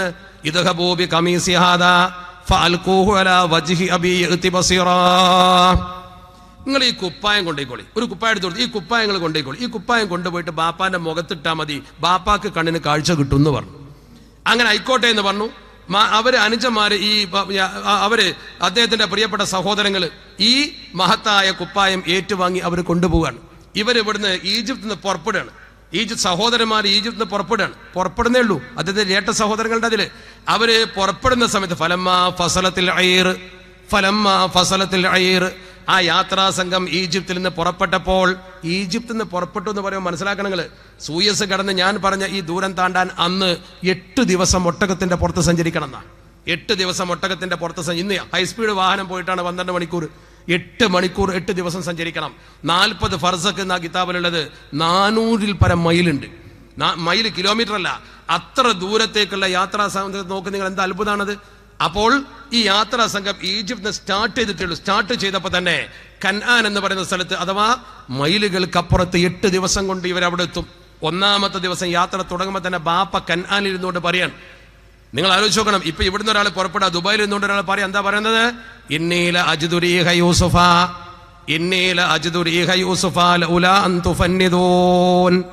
90 വയസ്സ് കഴിഞ്ഞ വാപ്പ പറയാണ്, എനിക്ക് യൂസുഫിന്റെ ഒരു വാസന ഇങ്ങോട്ട് വരുന്നതായിട്ട് അനുഭവപ്പെടുന്നുണ്ട്, ഞാൻ പിച്ചും പേയും പറയാണെന്ന് നിങ്ങൾ കരുതണ്ടാന്നുണ്ട്. അങ്ങനെ പറഞ്ഞു. അത് പറയണ്ടേ, കാരണം കുട്ടികൾ പറയും. കാരണം എന്താ, ഇവരവിടുന്ന് പുറപ്പെടില്ലല്ലോ.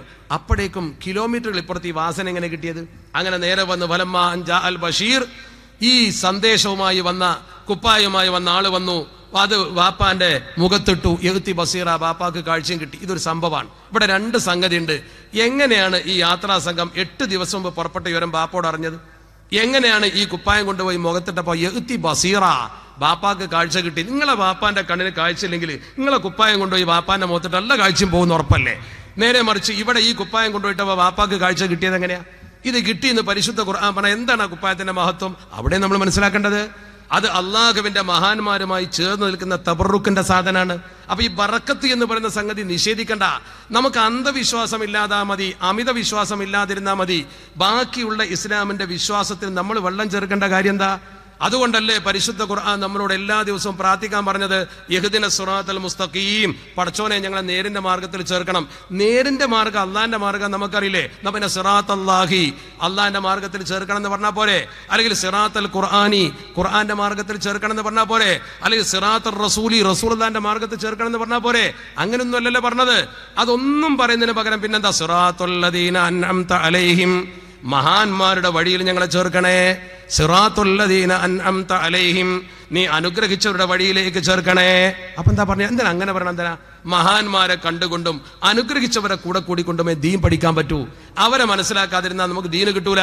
നിങ്ങളെ മുമ്പിൽ മറിച്ചു വെച്ച ഖുർആൻ എന്ന് ആരാ നമ്മളോട് പറഞ്ഞത്? അത് പരപ്പനങ്ങാടിയിൽ അച്ചടിച്ച സാധനല്ലേ? അതെങ്ങനെ ഖുർആനെ നമ്മൾ വിശ്വസിക്കും? നമ്മളെ മുൻഗാമികളെ വിശ്വസിക്കണം, അത് കൊണ്ടുവന്ന മഹാന്മാരെ വിശ്വസിക്കണം. അപ്പൊ അവർ പറഞ്ഞ ഹദീസും നമ്മൾ വിശ്വസിക്കണം. അത് വിശ്വസിച്ചെങ്കിൽ അത് ഖുർആനാകൂ. അപ്പൊ അതുകൊണ്ട് പൂർവീകരെ തള്ളിപ്പറഞ്ഞുകൊണ്ടുള്ള ഒരു ദീൻ ഒരിക്കലും നമുക്ക് കൊണ്ടു നടക്കാൻ കഴിയില്ല. മഹാന്മാർ മണ്ണടിഞ്ഞു പോയാലും ശരി, അവരുടെ മഹത്വങ്ങൾ ഉണ്ടായിക്കൊണ്ടേയിരിക്കും. ഖബറിന്റെ ഉള്ളിൽ നിന്ന് ആളുകൾ സംസാരിക്കുന്നില്ലേ? ഖബറിൽ നിന്ന് ആളുകൾ ഇങ്ങോട്ട് സംസാരിക്കുമെന്ന് ബഹുമാനപ്പെട്ട തങ്ങൾ പറഞ്ഞില്ലേ? സാബിത്ത് ഇബ്നു ഖൈസ് റളിയല്ലാഹു തആല വസിയത്ത് ചെയ്ത സംഭവം ഞാൻ പറഞ്ഞില്ലേ? ഇതൊക്കെ ലോകത്ത് സംഭവിക്കുന്നതാണ്. അള്ളാഹുവിന്റെ പരിശുദ്ധ ഹബീബിന്റെ റൗദന്റെ മുമ്പിൽ ചെന്നിട്ട് മഹാനായ റിഫായി ശൈഖ് തങ്ങൾ നേരിട്ട് പറഞ്ഞില്ലേ, ഞാനിവിടെ എപ്പോഴും ഫാത്തിഹ ഓതാറുണ്ട്, പക്ഷെ ഇങ്ങോട്ട് വരാറില്ല. ഇപ്പൊ ഞാൻ നേരെ വന്നിരിക്കുന്നു, ഞാൻ നേരെ അങ്ങയുടെ മുമ്പിലേക്ക് വന്നിരിക്കും. എനിക്കൊരാഗ്രഹമുണ്ട് നബിയെ, അങ്ങയുടെ കൈയൊന്ന് ചുംബിക്കണം, ഇതിന്റെ ആഗ്രഹമാണ്. റിഫായി ശൈഖ് തങ്ങൾ നേരെ വന്നിട്ട് റൗദന്റെ മുമ്പ് പറയാൻ. എന്താ അദ്ദേഹം പറഞ്ഞ വാചകം? ഫിഹാലത്തിൽ ബുഅദി റൂഹി കുന്തു ഉർസിലുഹാ തുഖബ്ബിലുൽ അർള അന്നി വഹിയ നായിബതി വഹാദിഹി നൗബത്തുൽ അശ്ബാഹി ഖദ് ഹലറത് ഫംദുദി യദൈക ലികൈ തുഗ്ലാ ബിഹാ ശഫതി. ഫംദുദി യദൈക, കൈയൊന്ന് നീട്ടിത്തരുമെന്ന് ചോദിച്ചു. കൈ നീട്ടിത്തരുമെന്ന് ചോദിച്ചപ്പോൾ എന്താ ചെയ്തത്? കൈ നീട്ടിക്കൊടുത്തില്ലേ? റൗദ ഷെരീഫിൽ നിന്ന് താരീഖല്ലേ? അത് കണ്ടതിന്റെ സാക്ഷികൾ സമൂഹത്തിൽ രേഖപ്പെടുത്തി വെച്ചതല്ലേ ഈ ബൈത്തൊക്കെ? നിങ്ങൾ ചിന്തിച്ചു നോക്ക്. അപ്പൊ റൗദയിൽ നബി തങ്ങൾ ജീവിച്ചിരിക്കുന്ന തെളിവല്ലേ? സയ്യിദ് ഇബ്നുൽ മുസയ്യിബ് റളിയല്ലാഹു തആല ഉദ്ധരിച്ചൊരു സംഭവമുണ്ട്. ശുഹദാ ഉൽ ഹറയെ കുറിച്ച് കേട്ടില്ലേ? ഹറ യുദ്ധം. ആ യുദ്ധകാലത്ത് മദീനത്ത് നിസ്കരിക്കാൻ ആളില്ല, മദീനത്തെ പള്ളിയിൽ ആളില്ല. എല്ലാ സ്വഹാബത്ത് യുദ്ധത്തിൽ ഏർപ്പെട്ടുകൊണ്ട് പുറത്തു പോയിരിക്കുന്നു. സ്വഹാബത്ത് തമ്മിലുള്ള ഈ യുദ്ധത്തിൽ എല്ലാവരും പോയി, ആരുമില്ല മദീനത്ത്. ജമാഅത്ത് നടത്താൻ പോലും ആളില്ല, ബാങ്ക് കൊടുക്കാൻ ആളില്ല. ആ സമയത്ത് സഈദ് ഇബ്നു മുസയ്യിബ് റളിയല്ലാഹു തആല പള്ളിക്ക് ചെല്ലുകയാണ്. ബാങ്ക് വിളിക്കാൻ സമയമായിരിക്കുന്നു. റൗളന്റെ ഉള്ളിൽ നിന്ന് ബാങ്കണം മുഴങ്ങിയെന്ന, അള്ളാന്റെ റസൂലിന്റെ ഖബറിന്റെ ഉള്ളിൽ നിന്ന് ബാങ്കണം മുഴങ്ങി പള്ളിയിൽ. ഇത് കേട്ടുനിന്നു ആര്? സഈദ് ഇബ്നു മുസയ്യിബ് റളിയല്ലാഹു തആല. ആരാ സഈദ് ഇബ്നു മുസയ്യിബ് റളിയല്ലാഹു തആല? ഒരിക്കലും കളവ് പറയാത്ത മനുഷ്യൻ. 40 കൊല്ലം മദീനത്തെ പള്ളിയിൽ, അള്ളാന്റെ റസൂലിന്റെ പള്ളിയിൽ ഇമാം തക്ബീർ കെട്ടുമ്പോൾ വലത് ഭാഗത്തുണ്ടാകും മാ ഫാതതഹു തക്ബീറത്തുൽ ഊലാ ഫീ മസ്ജിദ് റസൂലില്ലാഹി മുൻദു 40 ആമാ. മാ ഫാതതഹു തക്ബീറത്തുൽ ഊലാ ഫീ മസ്ജിദ് റസൂലില്ലാഹി.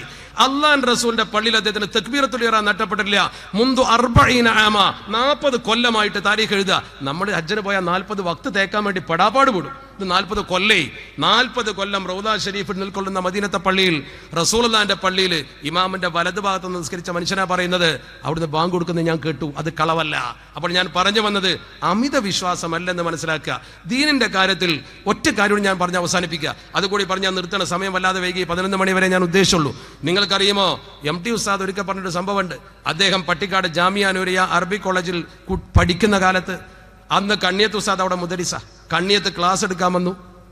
കണ്ണിയത്ത് വന്നിട്ട് ക്ലാസ് എടുക്കുന്ന സമയത്ത് കണ്ണിയത്ത് ഉസ്താദ് ക്ലാസ് തുടങ്ങുകയാണ്. കസേരയിൽ നിന്ന് കിതാബ് മറിച്ച് ക്ലാസ്സുകൾ നടത്തിക്കൊണ്ടിരിക്കുമ്പോൾ കുട്ടികളൊക്കെ ശ്രദ്ധിച്ചിങ്ങനെ കേൾക്കുക. MT ഉസ്താദ് അന്ന് ശിഷ്യനായിട്ട് ഇങ്ങനെ ഇരിക്കുകയാണ്. MT ഉസ്താദ് ക്ലാസ്സിലുണ്ട്. അദ്ദേഹമാണ് ഈ വിഷയം നമ്മളോട് പറയുന്നത്. ക്ലാസ് ഇങ്ങനെ മുന്നോട്ട് പോകുന്ന സമയത്ത് അതാ വളരെ പെട്ടെന്ന് കിതാബ് മടക്കി വെക്കുന്ന ശബ്ദവും മേശപ്പുറത്ത് ചാടി എഴുന്നേൽക്കുന്ന ശബ്ദവും ഒരു ശബ്ദം കേട്ടപ്പോൾ കുട്ടികൾ അതുവരെ കിതാബില്ല. ഉസ്താദിന്റെ മുഖത്തേക്കും ഉസ്താദ് മേശമെന്ന് ചാടിയിട്ടുണ്ട്. മേശമ കയറി ഇരുന്ന് എന്തിനാ? കസേരയിൽ മൂട്ട കടിച്ചപ്പോൾ മേശമ കയറി ഇരുന്ന് ദർശെടുത്തിയതാ. കസേരയിൽ മൂട്ട കടിച്ചപ്പോൾ മേശമ കയറി ഇരുന്ന പെട്ടെന്ന് മേശമെന്ന് ചാടി കിതാബ് മടക്കി വെച്ച്. കുട്ടികൾ നോക്കുമ്പോൾ ഉസ്താദിന്റെ മുഖത്താകെ പരിഭ്രാന്തി. ഉസ്താദ് ഉറക്കെ അസ്തഗ്ഫിറുല്ലാഹൽ അദീം എന്ന് പറയുന്നുണ്ട്. കുട്ടികളൊക്കെ ആകെ പരിഭ്രാന്തരായി. കാരണം മേശപ്പുറത്തിരുന്ന് കിതാബ് ഇങ്ങനെ പറഞ്ഞു കൊടുക്കുന്നുണ്ട്. പെട്ടെന്ന് കിതാബ് മടക്കി വെച്ച് ചാടിയിട്ട് അസ്തഗ്ഫിറുല്ലാഹൽ അദീം എന്ന് പറയുന്നത് എന്താ അതിന്റെ അർത്ഥം? എല്ലാവരും ഇങ്ങനെ നോക്കുമ്പോൾ ബഹുമാനപ്പെട്ട ഉസ്താദ് കുട്ടികൾ നോക്കുന്ന അദ്ദേഹത്തിന് മനസ്സിലായി. അദ്ദേഹം പറഞ്ഞു, ഉയർന്ന സ്ഥലത്തിരുന്നു കൊണ്ട് കാലാട്ടൽ കിബറിന്റെ ലക്ഷണമാണ്. മിസ്കാല് ഹബ്ബത്ത് കിബർ കൽബിലുണ്ടെങ്കിൽ സ്വർഗത്ത് കടക്കൂല എന്ന് റസൂലുള്ളാഹി പറഞ്ഞിട്ടുണ്ട്. അഹമ്മദിന്റെ കയ്യിൽ അത് സംഭവിച്ചു പോയി. ഞാൻ മേശപ്പുറത്തിരുന്നൊന്ന് കാലാട്ടി, എന്റെ സ്വർഗം നഷ്ടപ്പെടാതിരിക്കാൻ നിങ്ങൾ ദ്വാരക്കണം കുട്ടികളോട് പറയണം. മേശപ്പുറത്ത് നിന്ന് കാലാട്ടിയിട്ടുള്ള കിതാബ് പഠിപ്പിക്കുന്നതിന്റെ ആ രസത്തിൽ കാലാട്ടിയതാ. അതുകൊണ്ടൊന്നും ഒരു മനുഷ്യന് സ്വർഗം നഷ്ടപ്പെടില്ല. പക്ഷെ സൂക്ഷ്മത, നേരത്തെ ഇമാം അബൂ ഹനീഫ തങ്ങൾ പറഞ്ഞ പോലെ, ഞാൻ ഉയർന്ന സ്ഥലത്തിരുന്ന് കാലം നാട്ടിപ്പോയി, അത് കിബറിന്റെ ലക്ഷണമാണ്. ഉയർന്ന സ്ഥലത്തിരുന്ന് കാലാട്ടല് ഈ കിബറിന്റെ ലക്ഷണം. മിസ്കാല് ദർറത്ത് കൽബിലുണ്ടെങ്കിൽ സ്വർഗത്ത് പോകൂലല്ലോ. അവിടെ എന്റെ സ്വർഗം നഷ്ടപ്പെടാതിരിക്കാൻ നിങ്ങൾ ദ്വാരക്കണം. അസ്തഗ്ഫിറുല്ലാഹൽ അദീം. ആ ജാതി പടച്ചവനെ പേടിച്ച സൂക്ഷ്മതയുള്ള മനുഷ്യൻ ഇങ്ങനത്തെ ഒരു പ്രസ്ഥാനത്തിന്റെ തലപ്പത്ത് വന്നിട്ട് ഈ തവസ്സുലിനെയും ഈ മഹാന്മാരുടെ ഉറൂസിനെയൊക്കെ ന്യായീകരിക്കുമോ? അതിന് അദ്ദേഹം നിൽക്കുമോ? നിങ്ങൾ ചിന്തിക്കുക. അദ്ദേഹമൊക്കെ പഴച്ചു പോയി നമുക്ക് കരുതാൻ പറ്റുമോ? അവരൊക്കെ തെറ്റ് ചെയ്തു നമുക്ക് കരുതാൻ പറ്റുമോ? അങ്ങനെ കരുതാൻ നമ്മളെ മുമ്പിൽ എന്ത് തെളിവാണ് നമ്മളെ മുമ്പിലുള്ളത്? ആ മഹാന്മാർ അവരാണ് മഹാന്മാർ. അതുകൊണ്ടല്ലേ വാൽഹിഖ്നി ബി സ്വാലിഹി എന്ന് മഹാന്മാർ പ്രാർത്ഥിച്ചത്. അവരല്ലേ നമ്മളെ നയിച്ചത്. അവര് സ്വർഗത്തിലാണ് എന്നതിന്റെ തെളിവല്ലേ മരണം. അവർക്ക് അല്ലാഹു ഇത്ര വലിയ അനുഗ്രഹീതമായ അവസ്ഥയിൽ 5 ലക്ഷം ആളുകൾ കണ്ണിയത്തിന്റെ മയ്യത്ത് കാണാൻ പങ്കെടുത്തു. ശംസുലമ കിലിമ ചൊല്ലി ഉറക്കം മരിച്ചു. മാനു മുസ്ലിയാർ ഒരുപാട് ജനങ്ങളെ ഒരുമിച്ച് കൂട്ടിക്കൊണ്ട് മയ്യത്ത് സ്കരിപ്പിക്കാൻ സംവിധാനമുണ്ടാക്കി മരിച്ചു. എന്തൊക്കെ അത്ഭുതങ്ങളാ. അപ്പൊ അവരൊക്കെ ആക്കിബത്ത് വളരെ വലുതാ. അള്ളാഹുവേ, ഞങ്ങളുടെ ആക്കിബത്ത് നീ നന്നാക്കി തരണേ തമ്പുരാനെ. അപ്പൊ അവരെ കൂടെ നിൽക്കാൻ കഴിഞ്ഞു എന്നുള്ളത് നമുക്ക് വലിയ സന്തോഷമല്ലേ? അങ്ങനെയല്ലേ നമ്മൾ മനസ്സിലാക്കേണ്ടത്? അവരാരും ഒരു തെറ്റിനെ പ്രോത്സാഹിപ്പിക്കൂല എന്ന് കരുതി തെറ്റിദ്ധരിച്ച സുഹൃത്തുക്കളോട് നമ്മൾ കയർക്കാൻ പോകണ്ട, അവരോട് ആക്ഷേപിക്കാൻ പോകരുത്. അവർക്ക് കാര്യങ്ങൾ ചെറിയ ചെറിയ കാര്യത്തിലൂടെ മനസ്സിലാക്കി കൊടുക്കണം. ആ രീതിയിലുള്ള ഒരു പ്രബോധനമാണ്. നമ്മൾ അവരോട് കോലാഹലത്തിനോ കുഴപ്പമുണ്ടാക്കാനോ നിന്നിട്ട് ഇക്കാലത്ത് കാര്യമില്ല. കാരണം ആരും അങ്ങനെ അടിച്ചേൽപ്പിച്ചാൽ അംഗീകരിക്കൂല. മറിച്ച് സത്യം ഇന്നതാണെന്ന് സൗമ്യമായ ഭാഷയിൽ നല്ല നിലക്ക് സംശയങ്ങൾ തീർത്ത് പറഞ്ഞു കൊടുക്കാൻ നമുക്ക് സാധിക്കണം. അതാണ് നമ്മുടെ ഏറ്റവും ഈ കാലത്തെ ദൗത്യം. അങ്ങനെയാണ് പരിശുദ്ധ ദീനിനെ നമ്മൾ കെട്ടിപ്പടുക്കേണ്ടത്. മാത്രമല്ല, ഈ സമൂഹത്തിൽ അത്തരം മഹത്തുക്കൾ പ്രവർത്തിച്ചത് കൊണ്ടാണ് ഇന്നും ബഹുഭൂരിപക്ഷം ആളുകളും സമത്വക്കൊപ്പം നിൽക്കുന്നത്. അതുകൊണ്ട് ഈ സത്യസന്ധതയാണ് പ്രധാനം. അത് മുറുകെ പിടിച്ച് മുന്നോട്ട് പോകാൻ പടച്ച റബ്ബ് നമുക്ക് തൗഫീഖ് തരട്ടെ എന്ന ഹൃദയനിർഭരമായ പ്രാർത്ഥനയോടുകൂടി ഒരുപാട് ആളുകൾ പ്രത്യേകം ദുആ ചെയ്യാൻ ആവശ്യപ്പെട്ടിട്ടുണ്ട്. അതുകൊണ്ട് എൻ്റെ പ്രിയപ്പെട്ട സഹപ്രവർത്തകർ മനസ്സിലാക്കേണ്ടതുണ്ട്, ഈ സത്യത്തിന് അപ്പുറത്തേക്ക് ചിന്തിക്കുന്നവരാരാണെങ്കിലും ശരി, അത്തരം ആളുകൾ ഏത് വഴിയിലൂടെ പോയാലും ശരി, അത്തരം ആളുകളെ ഒരിക്കലും നമ്മൾ അംഗീകരിക്കേണ്ട ആവശ്യമില്ല. എല്ലാ പ്രവർത്തന സഹോദരന്മാർക്കും ദുആ ചെയ്യണം. തേൻ സംഭാവന ചെയ്ത സഹോദരൻ രോഗം ശിഫയാകാൻ പ്രത്യേകം ദുആ ചെയ്യാൻ പറഞ്ഞിട്ടുണ്ട്. അവർക്ക് വേണ്ടി ദുആ ചെയ്യണം. എല്ലാവരും എഴുന്നേറ്റൊരു 10 സ്വലാത്തിൽ നമുക്ക് ദുആ ചെയ്ത് പിരിയാം. എല്ലാവരും എഴുന്നേറ്റൊരു 10 സ്വലാത്ത്. സല്ലല്ലാഹു അലാ മുഹമ്മദ് സല്ലല്ലാഹു അലൈഹി വസല്ലം സല്ലല്ലാഹു അലാ മുഹമ്മദ് സല്ലല്ലാഹു അലൈഹി വസല്ലം സല്ലല്ലാഹു അലാ മുഹമ്മദ് സല്ലല്ലാഹു അലൈഹി വസല്ലം സല്ലല്ലാഹു അലാ മുഹമ്മദ് സല്ലല്ലാഹു അലൈഹി വസല്ലം സല്ലല്ലാഹു അലാ മുഹമ്മദ് സല്ലല്ലാഹു അലൈഹി വസല്ലം സല്ലല്ലാഹു അലാ മുഹമ്മദ് സല്ലല്ലാഹു അലൈഹി വസല്ലം സല്ലല്ലാഹു അലാ മുഹമ്മദ് സല്ലല്ലാഹു അലൈഹി വസല്ലം സല്ലല്ലാഹു അലാ മുഹമ്മദ് സല്ലല്ലാഹു അലൈഹി വസല്ലം സല്ലല്ലാഹു അലാ മുഹമ്മദ് സല്ലല്ലാഹു അലൈഹി വസല്ലം അല്ലാഹുമ്മ സല്ലി അലാ മുഹമ്മദ് യാ റബ്ബി സല്ലി അലൈഹി വസല്ലം. ഇരുന്നോളി, നിൽക്കാൻ വയ്യാത്ത ആൾക്കാരുണ്ട്, ഇരുന്നോളി. ആമീൻ. അൽഹംദുലില്ലാഹി റബ്ബിൽ ആലമീൻ ഹംദൻ യുവാഫി നിഅമഹു വയുകാഫി മസീദ.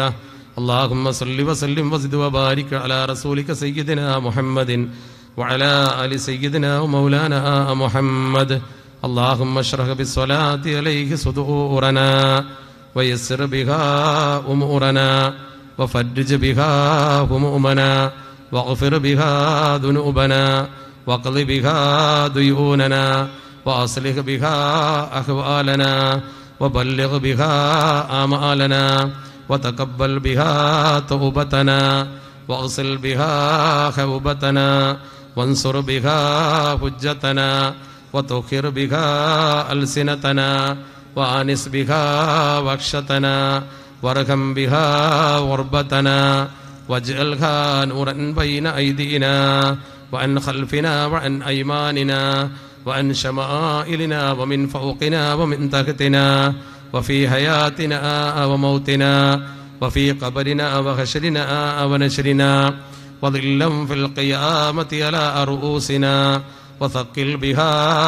موازين حسناتنا وأدم بركاتها علينا حتى نلقى نبينا وسيدنا محمدا صلى الله عليه وسلم.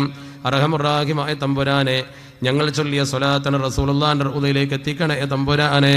അവിടുത്തെ ഹക്ക് ജാക്ക് ബറക്കത്ത് കൊണ്ട് ഞങ്ങളുടെ എല്ലാ നല്ല ഉദ്ദേശങ്ങളും പൂർത്തിയാക്കി തരണേ അല്ലാഹ്.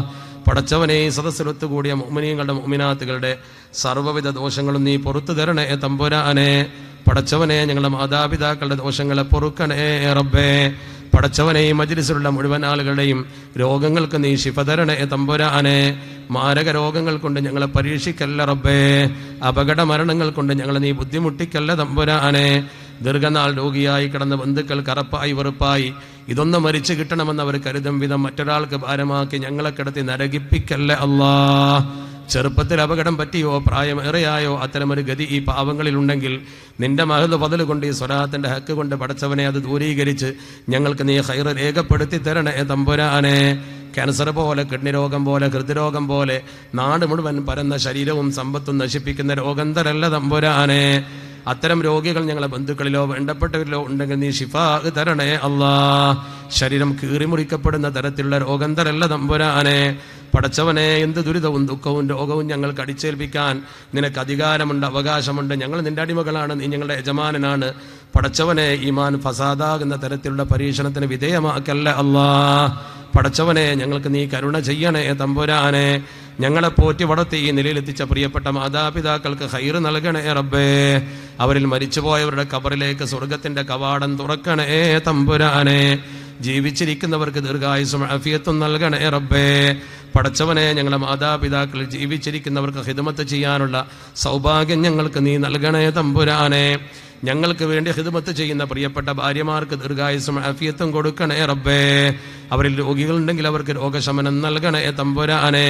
പടച്ചവനെ, സദസ്സൊരുക്കാൻ വേണ്ടി കട്ടപ്പെട്ടവർ, അധ്വാനിച്ചവർ, നല്ലവരായ ദീനിന്റെ ഖാദിമീങ്ങൾ, പ്രവർത്തകർ, സേവകർ, ഒരുമിച്ച് കൂടിയവർ, പടച്ചവനെ, അവർക്കൊക്കെ നിന്റെ സ്വർഗത്തിലും ഇതുപോലെ നീ സീറ്റൊരുക്കി കൊടുക്കണേ തമ്പുരാനെ. പടച്ചവനെ, ഈ പരിശുദ്ധമായ പരിപാടിയിലേക്ക് തേൻ സംഭാവന ചെയ്തുകൊണ്ട് ദുആ ചെയ്യാൻ പറഞ്ഞ സഹോദരൻ തൻ്റെ രോഗത്തിന് വേണ്ടി, ശിഫയ്ക്ക് വേണ്ടി ദുആ ചെയ്യാനാണ് ആവശ്യപ്പെട്ടിട്ടുള്ളത്. അദ്ദേഹത്തിന്റെ ആ മുറാദ് നീ ഹാസിലാക്കി പരിപൂർണ്ണ ശിഫ കൊടുക്കണേ തമ്പുരാനെ. പടച്ചവനെ, ഈ നാട്ടിൽ നീ ഖൈറും ബർക്കത്തും ഒരുമയും നൽകണേ തമ്പുരാനെ. ഞങ്ങളുടെ കുടുംബജീവിതം ഖൈറാക്കണേ അല്ലാഹ്. മക്കളെ സ്വാലിഹീങ്ങളാക്കി തരണേ തമ്പുരാനെ. പരീക്ഷ എഴുതാൻ പോകുന്ന മക്കൾക്ക് ഉയർന്ന വിജയം നൽകണേ അല്ലാഹ്. ഇന്ത്യ മഹാരാജ്യത്തും ലോകത്തെ മുസ്ലിമീങ്ങൾക്കെതിരെ പല നിയമങ്ങളും പലരും കൊണ്ടുവരുന്നു. ലാലിമീങ്ങളെ ശരണ തടുക്കാൻ ഞങ്ങൾക്ക് നീ കരുത്ത് തരണേ തമ്പുരാനെ. ഐക്യവും ഒരുമയും സ്നേഹവും ഞങ്ങൾ നിക്ഷേപിക്കണേ അല്ലാ. പടച്ചവനെ, ജീവിക്കാൻ വേണ്ടി മറ്റൊരാളുടെ മുമ്പിൽ കൈ നീട്ടി യാചിക്കേണ്ട ഗതിയിലേക്ക് ഞങ്ങളെ തളർത്തല്ല തമ്പുരാനെ. കച്ചവടം, കൃഷി, ജോലി എന്നിവയിൽ ബറക്കത്ത് ചൊരിയണേ അല്ലാ. പടച്ചവനെ, ആദർശം ഇതുപോലെ മുറുകെ പിടിച്ചുകൊണ്ട് ഞങ്ങൾ പാപികളാണെങ്കിലും ദോഷികളാണെങ്കിലും ഞങ്ങൾ സ്നേഹിച്ച മഹാന്മാർ വലിയവരാണ്. അവരുടെ കൂടെ സ്വർഗത്തിൽ കടക്കാനുള്ള സൗഭാഗ്യം നിലനിർത്തി തരണേ തമ്പുരാനെ. പടച്ചവനെ, ലോകത്തിന്റെ പല ഭാഗത്തും ഈ സംഗതി നെറ്റ് സോണിലൂടെ കാണുന്ന, അതുപോലെ തന്നെ നമ്മുടെ KCR-ലൂടെ കാണുന്ന ആളുകൾക്ക് ഒരുപാട് മുറാദുകൾ പറയാനുണ്ടാകും. അവർക്കൊക്കെ നീ ഖൈർ നൽകണേ തമ്പുരാനെ. അത് ഏർപ്പെടുത്തിയ ബഹുമാനപ്പെട്ട തങ്ങളടക്കമുള്ള മുഴുവൻ ആളുകൾക്കും ദീർഘായുസ്സും ആഫിയത്തും ഖൈറും നൽകണേ തമ്പുരാനെ. അല്ലാഹുമ്മ അഅ്സിൽ ഇസ്ലാമ വൽ മുസ്ലിമീൻ വഅദിൽ ശിർക വൽ മുശ്രികീൻ വൻസുർനാ അലാ അഅദാഇനാ വഅലാ അഅദാഇക വഅദാഇദ്ദീൻ. അല്ലാഹുമ്മ അംദുദ് ലനാ ഫീ അഅ്മാരിനാ ووسع لنا في أرزاقنا وسخخ لنا أجسامنا وبلغ لنا آمالنا وآثرنا ولا تؤثر علينا وكن لنا ولا تكن علينا واغفر لنا وارحمنا فإنك تمحو ما تشاء وتثبت وعندك أم الكتاب. اللهم اجعلنا من الخادمين لدينك الإسلام واهدنا إلى صراطك المستقيم واجعل آخر كلامنا عند الموت قولا لا إله إلا الله. توفنا مسلمين وألحقنا بالصالحين. ربنا ارحم آباءنا وأمهاتنا كما ربونا صغارا. آمين برحمتك يا أرحم الراحمين. بفضل صلى الله على محمد صلى الله